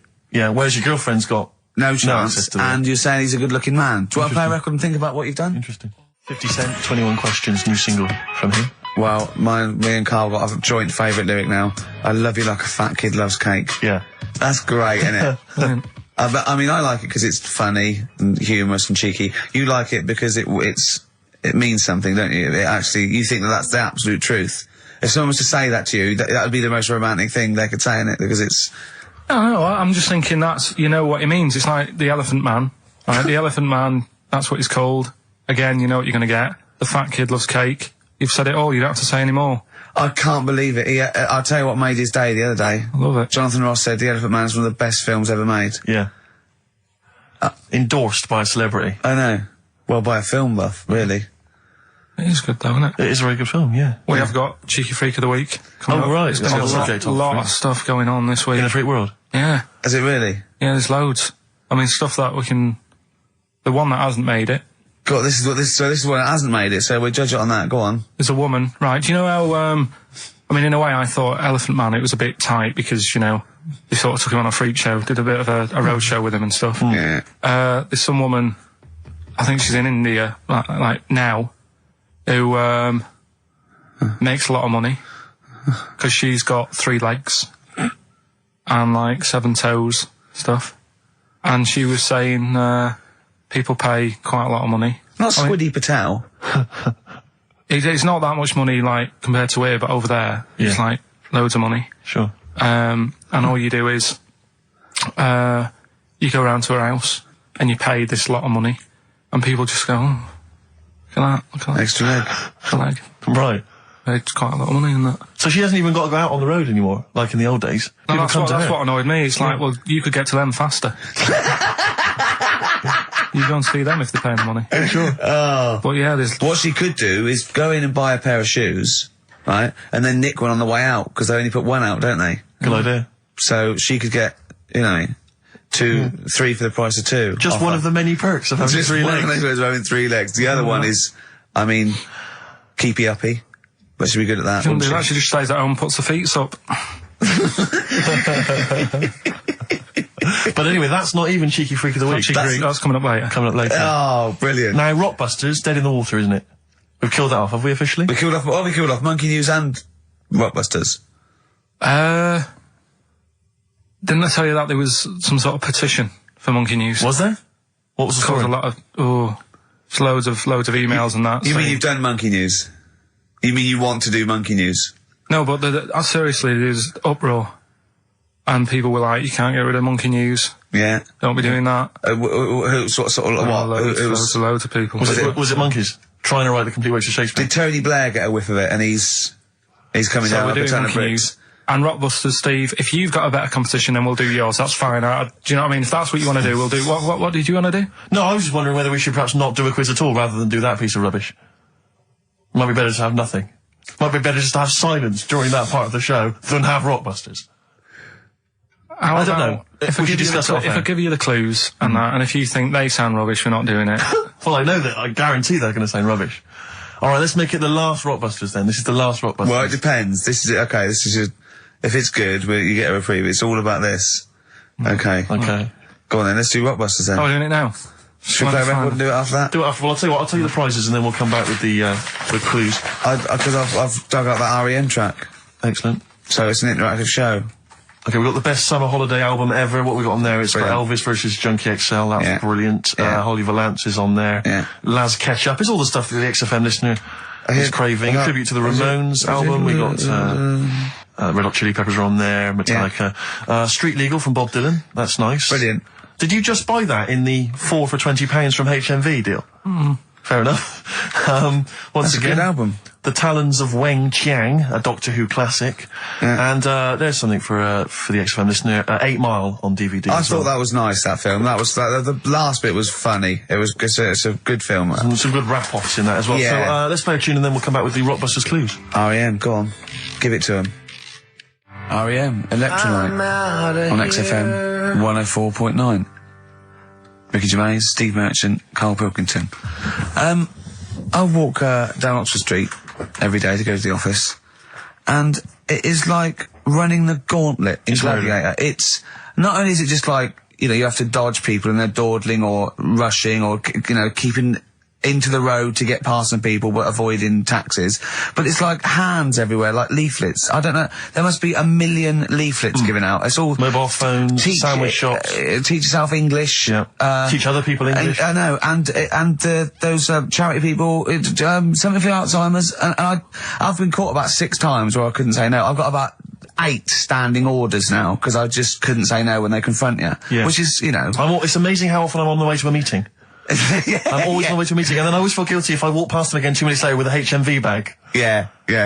full. Yeah, exactly, crammed with bargains. I know, yeah. No, But, it's actually weird. They're like zombies. It's like you're fighting them off. You need a flaming torch to Yeah. get past them. Or if it's not them, it's tourists. Just constantly, you know, excuse me, can you take my photo outside HMV? Or outside Topshop? that doesn't happen to me a lot. I always seem to have tourists.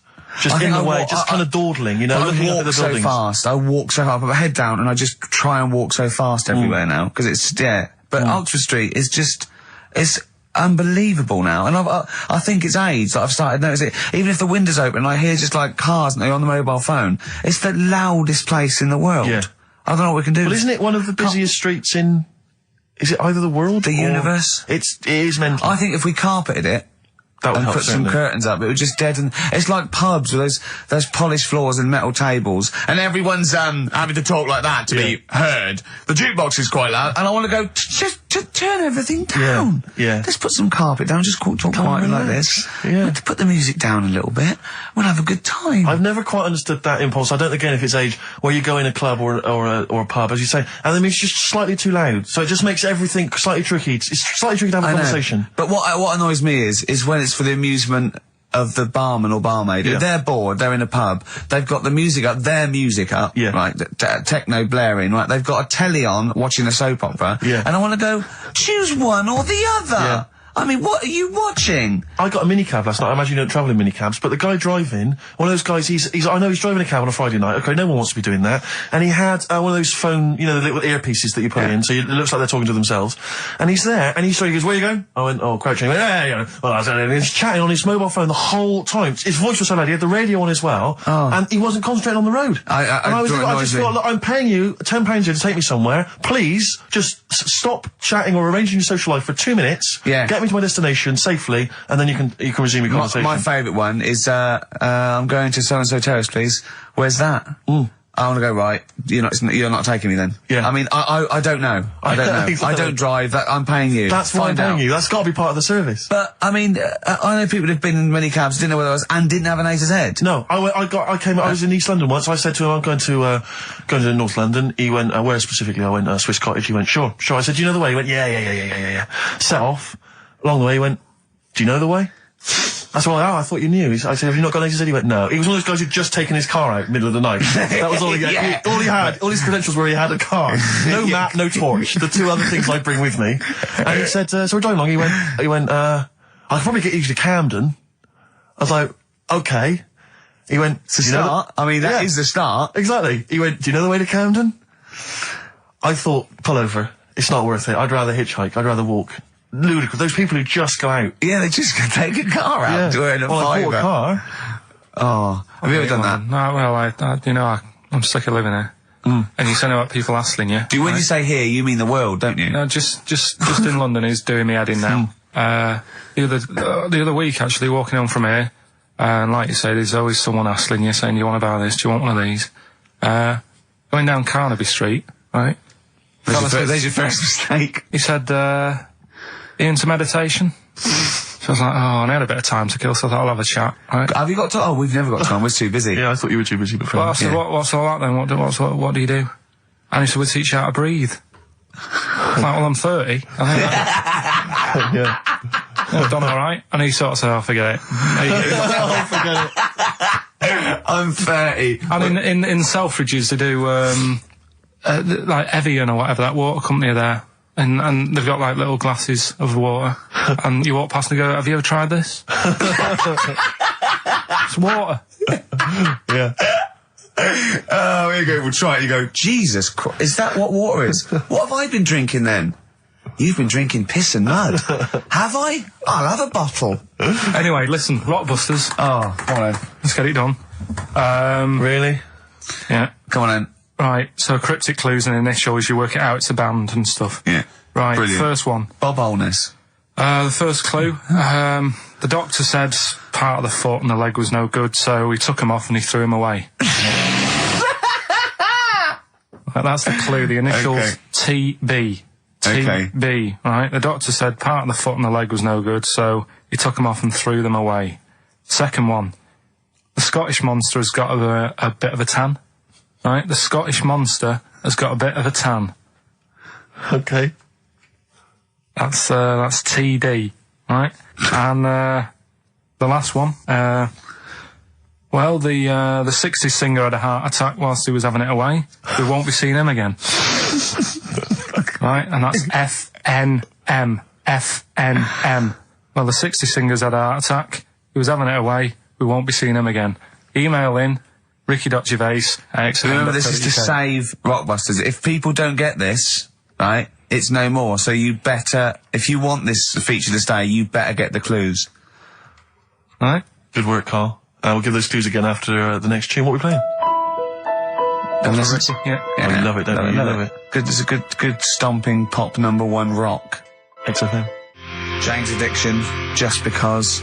I think things are rocking up. They are indeed. Rocking up in the land this year, Steve. Yes, that's good news, I think. Evanescence, them, The Darkness, Rock fantastic. XFM 104.9, Ricky Gervais, Steve Merchant, and Karl Pilkington of a Saturday. Can I just say that the shaving your arse feature from earlier, if you missed that was 1:30. That was a discussion on shaving your arse. Yeah. It was great stuff. That seems to have caught the public imagination. Yeah. We've had so many emails. We've had someone telling us exactly how to shave your arse. Yeah. So if you need that information, I can probably forward it to you. Well, I think this will be the year of rock and arse. Exactly.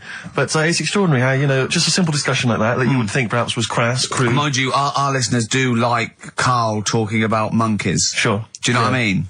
Yeah. It's not like it's something to be proud of.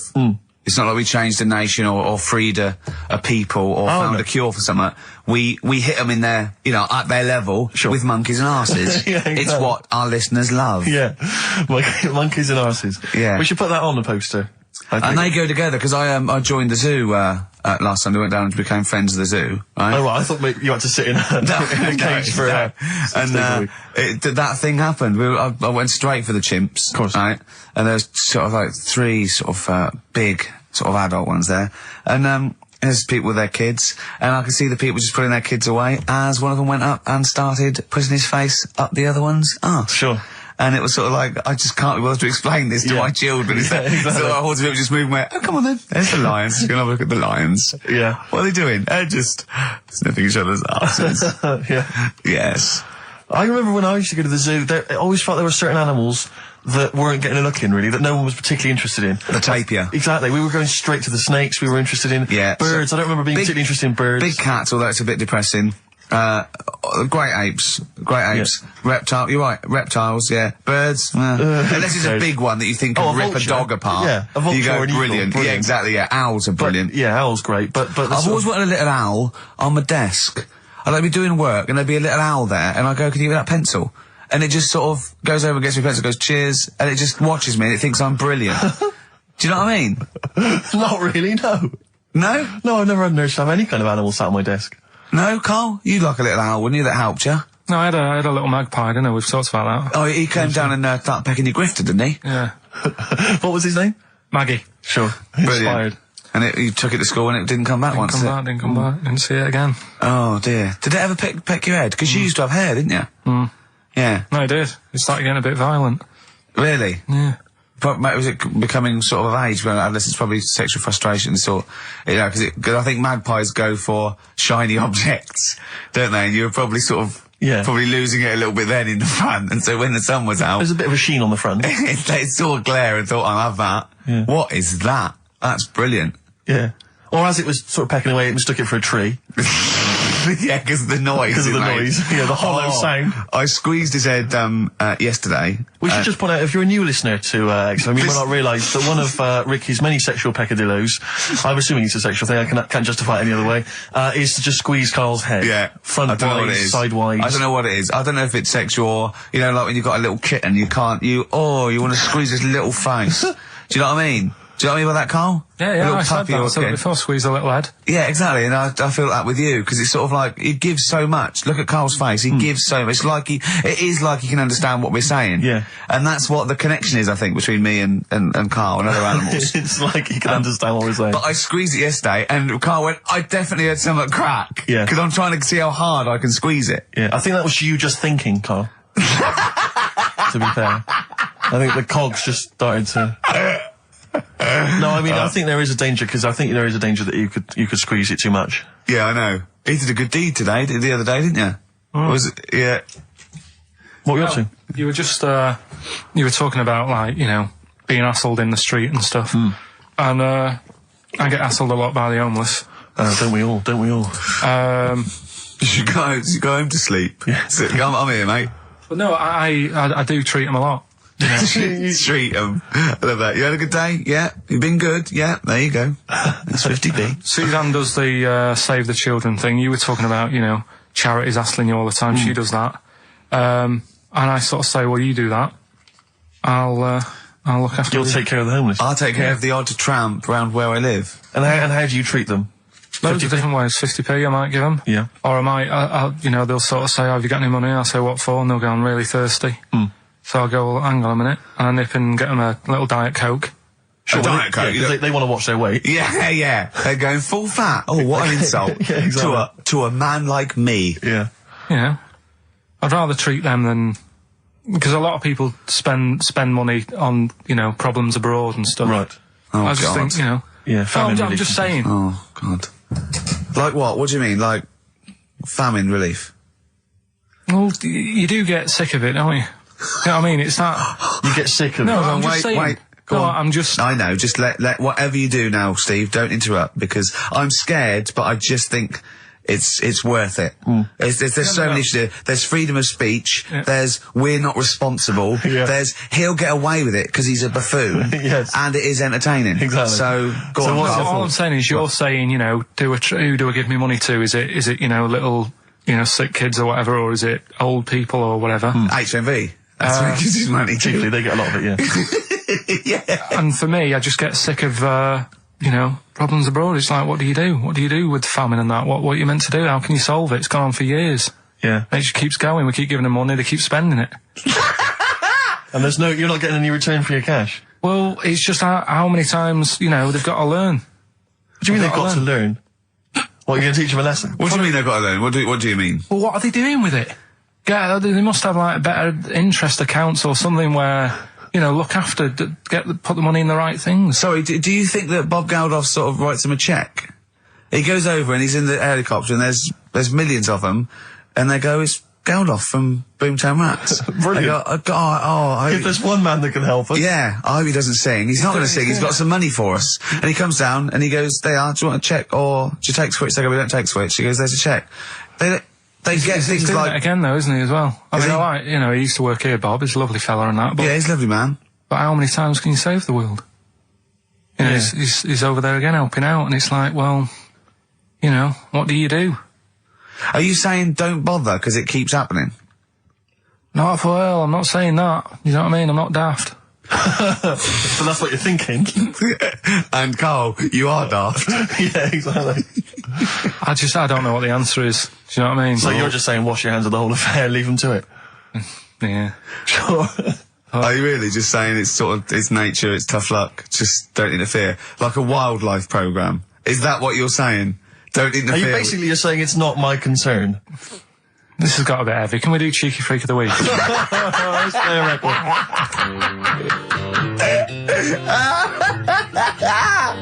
Oh, God! My, hey, hey, out of the blue from the album Rust Never Sleeps by Neil Young. Such a brilliant song. Oh, he's a great musician. He's amazing. Yeah. He's incredible. I think we're playing Neil Young track a week Okay. from now until Christmas. Brilliant, okay. Alright? Excellent. On XFM 104.9, I'm Ricky Jones with Steve Merchant and Karl Pilkington. We were talking about the homeless. I saw a homeless guy in the week as I was walking down Finchley Road, and he was peering in the window of one of the Dixons or something like that, just checking out the details on one of those cable TV packages. And I thought, one step at a time. I mean, firstly, I don't know, start eating your dinner off a plate. Yeah. And then work your way up to, you know, a house, a home, a widescreen TV, A roof. digital television. But it's odd. Well, that might answer one of the questions, because I keep getting recognised by homeless people, and I never know what to say. I go, oh, I think, well, either they're not really homeless, and they've, I don't know, they've got sort of digs or something, and they watch television, or the scariest one is that they've become homeless in the last few months since the office. And I think, oh God, that's really scary. Or they are watching it in Dixon's. They're going, the office is on tonight. yeah. What are you doing? Yeah. Going out to Dixon's. Or they think you're one of them.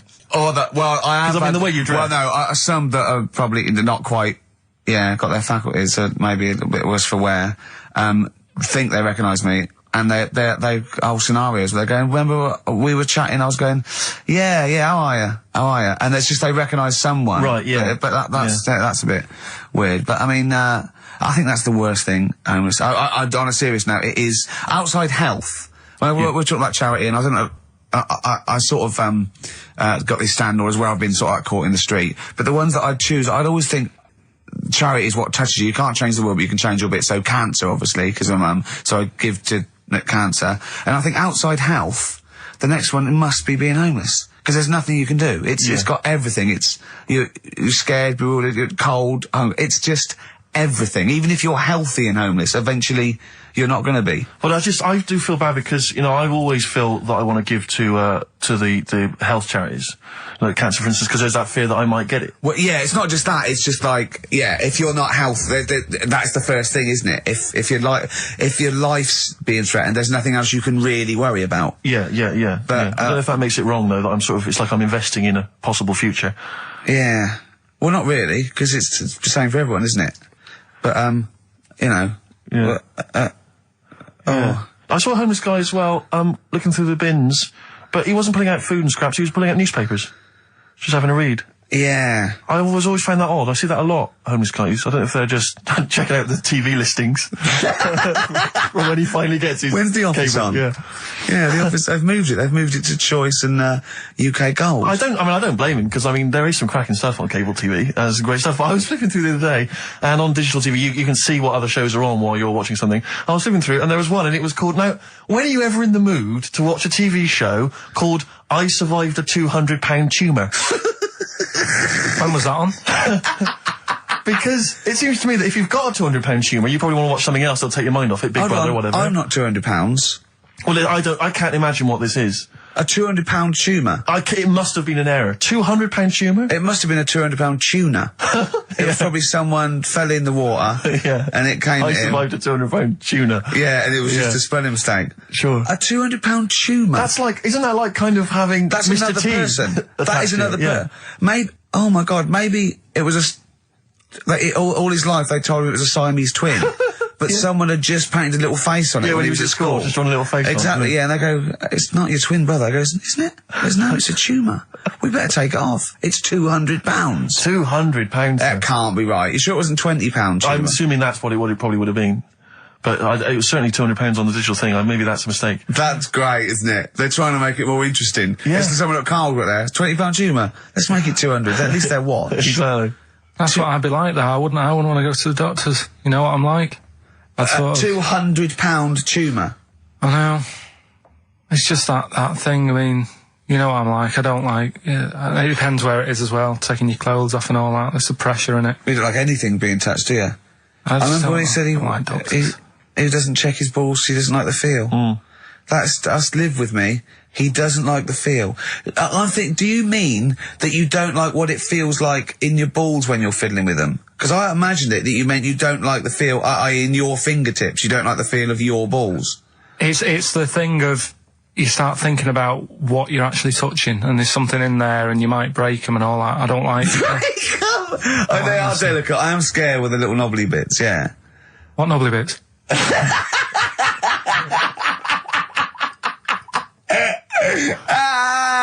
But I'll tell you what, it's that thought at the doctors. It's that thing of, it's not taking your clothes off in front of him, right?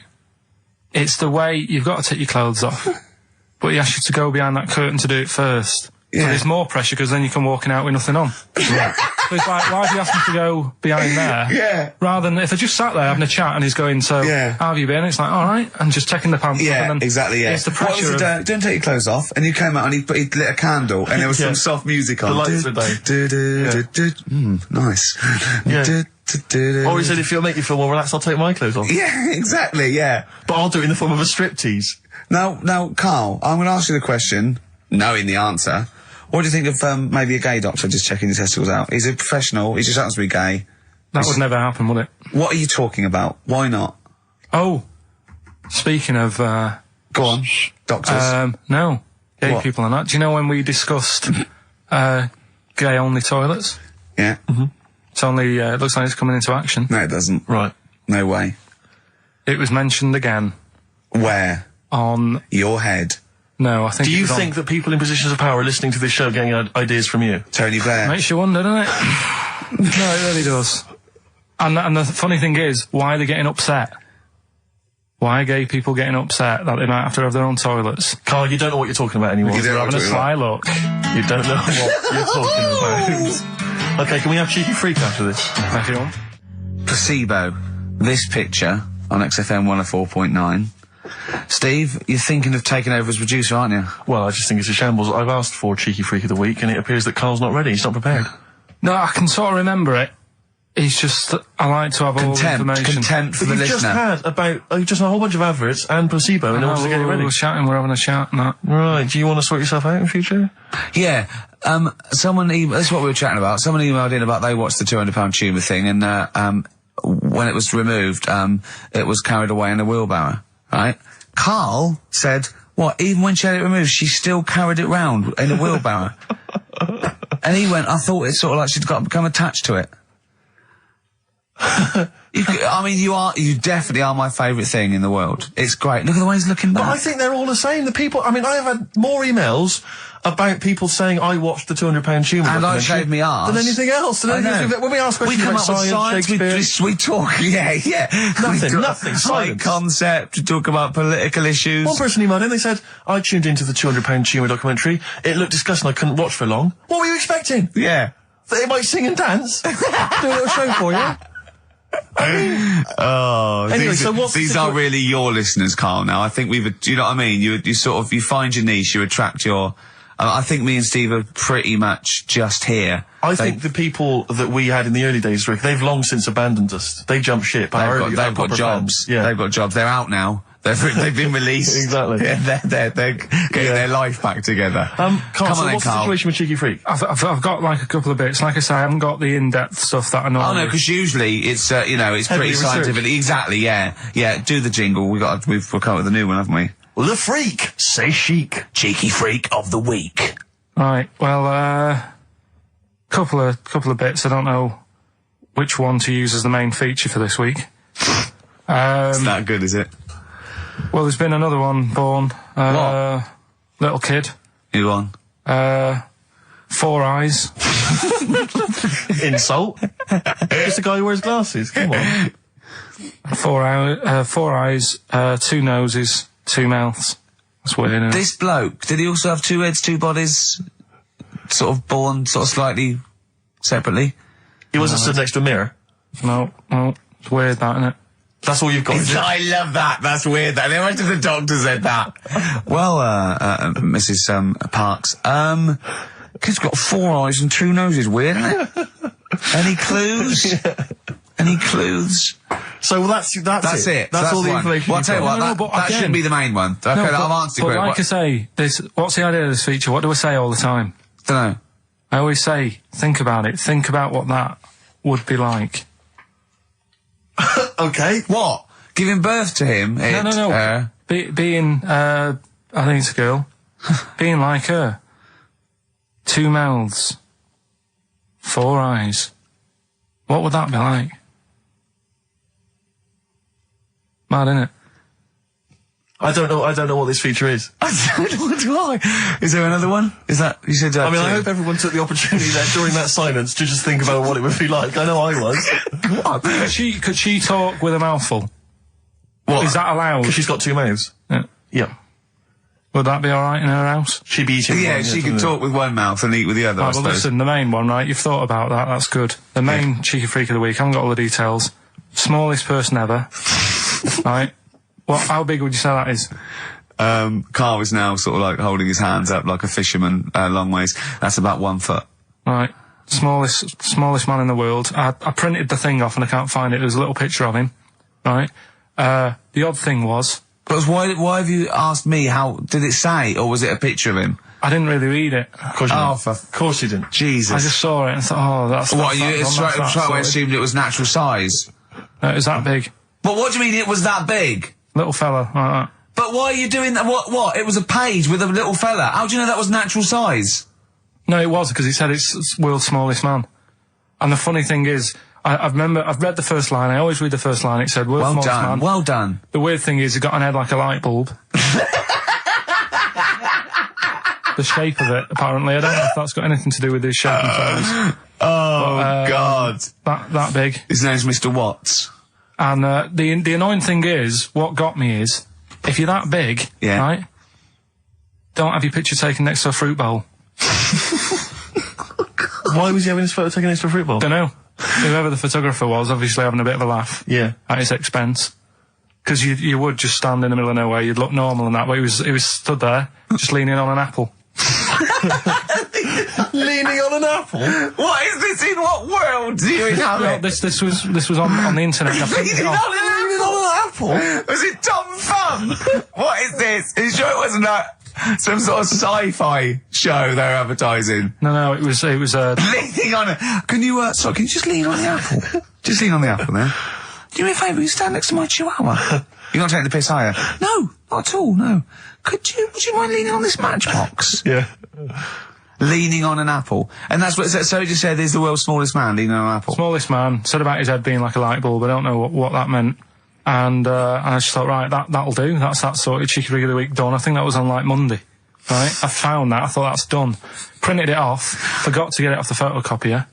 Someone's nicked it. Play a record. You got to... You know, it's just, Steve. No, can I just say, there's no, no Carl, point. please, There's no if point. I say, let's have Cheeky Freak of the Week, and you haven't done your research, you haven't got the information, just tell us you can't do it. But don't lead us on. Don't say this in like this on charade. radio. Hold your hand up to me and go, how tall is that? It's nothing. That's This is radio. nothing. It's nothing. I think it was that big because he was leaning on an apple. It's not enough information. But, imagine Trevor McDonald coming on, going some news, some stuff. How big's that? How big do you think that is? Yeah. Because there was a fella, coming up after Chris Tarrant.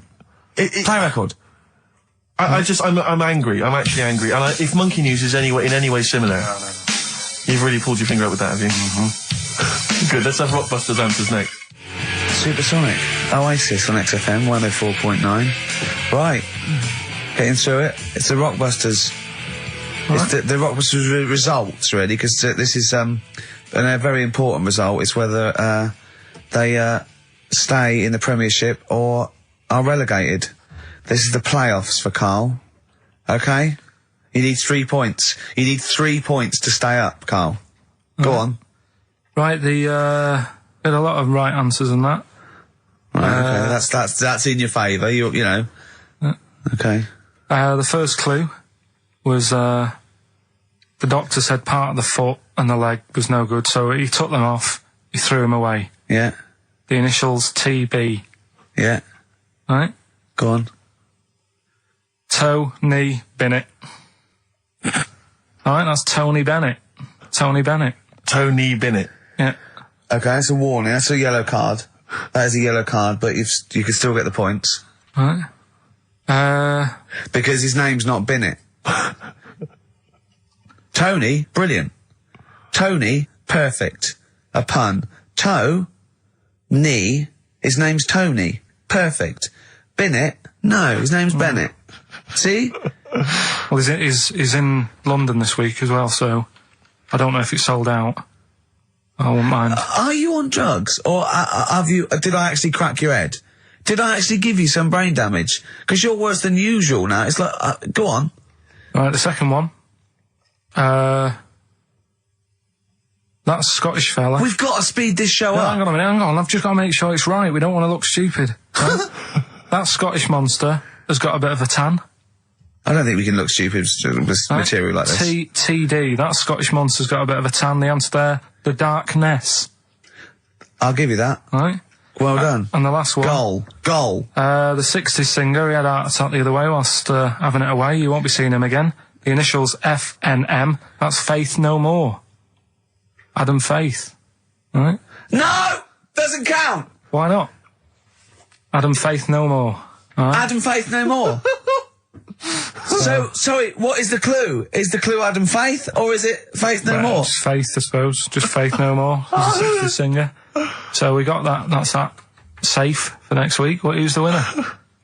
What do you make of it?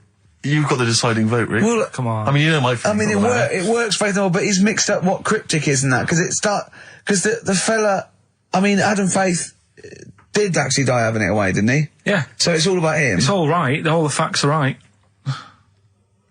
Anyway. Okay, I think he's got a reprieve. I think I'll give it to him. I think I've got to give it to him, Steve. I think I have.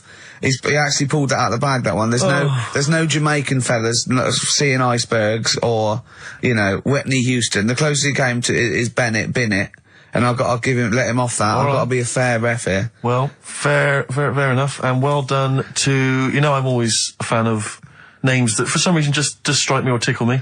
Yeah. And this week the lucky winner is, Dave Suckling. There's nothing amusing about that. Oh dear. So well done to Dave Suckling. Okay. Suckling wins it. Suckling takes the prize. He takes the prizes, and well done to him. I guess there's more of that next week, and we're fast approaching the end of the show, Rick. I know you are excited about that, as am I. Well, I know, but the best to come, because we've still got Bruce Springsteen coming up now, followed by Monkey News. All right, Monkey News it's after amazing. What an amazing show this is. Shake.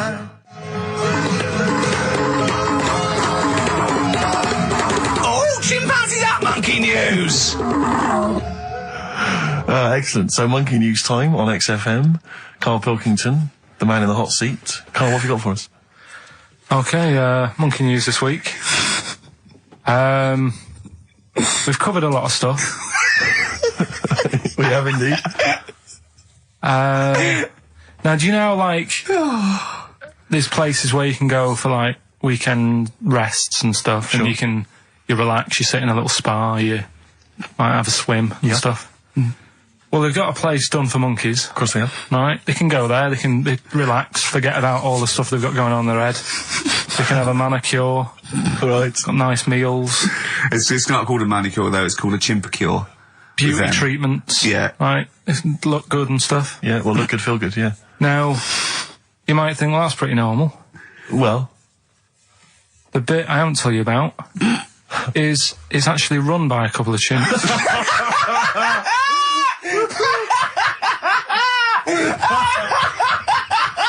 Oh, God! Oh, God! Oh, God, you're a maniac! right. Oh, for Christ! Oh. Let's just...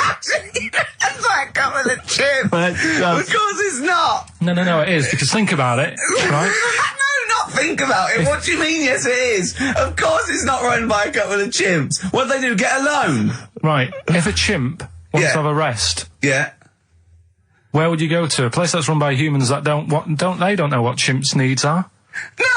My point is this, how did they get it together? How did the two chimps, Mr. and Mrs. Chimp, went for a loan and said, I'll tell you what we need, a spa. I think it started off quite simple, right? Just basic stuff. But they've expanded over time because it's become so popular. It's gone mental down there. Sure. Go! They've all heard about it. Now, the thing is, the problem is this, right? That isn't even the top and bottom of it, right? Oh, Christ. The problem is, it's been going on and on and on, right? It's been earning a lot of money and stuff. The monkeys are happy. The monkeys that go there are loving it. They're telling friends and stuff. They're all coming to it. Now, the problem is, it's this little monkey, little man monkey and a little woman monkey, right? Yeah. Who were sort of girlfriend and boyfriend. Sort of. It's an open relationship. They can play around if they want. Well, the problem is they're not married, right? Now, trouble brewing. the lad monkey, fella monkey, he's getting quite old. Mm. And the problem is, because it's his name that's down on all the stuff. Carl, All the forms. actually, Let him I don't- finish. I'm getting scared now. Let him finish. It's his name on the business, and the problem is his missus is kind of like, what's going to happen? Sure. What If are you he getting passes this, where are you away. getting this from? Internet. Carl, I don't know where to start. No. This is the... Can we this just is hear the- the end? This is ridiculous. So the problem is, the Female girl- monkey is worried that the male monkey she's worried. is What's going to die. going to happen with the business? What's going to happen? Of course. Right now, What do you mean, the business? the health There isn't spa. a business. It's a joke. Health Rick, spa. you're not listening. His name's on the form. The male monkey's name, it's in his name. Now the problem is, Oh, the woman monkey has got some kids, but because they're not blood relatives, it's not going to be handed down to them. And the What, courts, they're kids from a previous monkey marriage? yeah, Right. so that they're not going to get it. Let me just check this out. Yeah, otherwise you don't want to check the facts, otherwise Yeah. you could look like a twat spouting shit on the radio. Please check the facts for scientific And security. they're just a bit worried because they're saying that the people in Ohio, which is where they've got the little health thing going on. So that makes it more believable that it's Ohio. Mm-hmm. I thought you meant it was Berkshire, in which case it would be rubbish. It looks like the local people are trying to get in there. They've seen the success of it. Sure. And they're They want a trying piece to of go in and action. take it over and stuff. Yeah. So, Give me the piece of paper. Throw it away. Play a record. That's the worst one I've ever heard. And there's something wrong with you. You're educationally subnormal.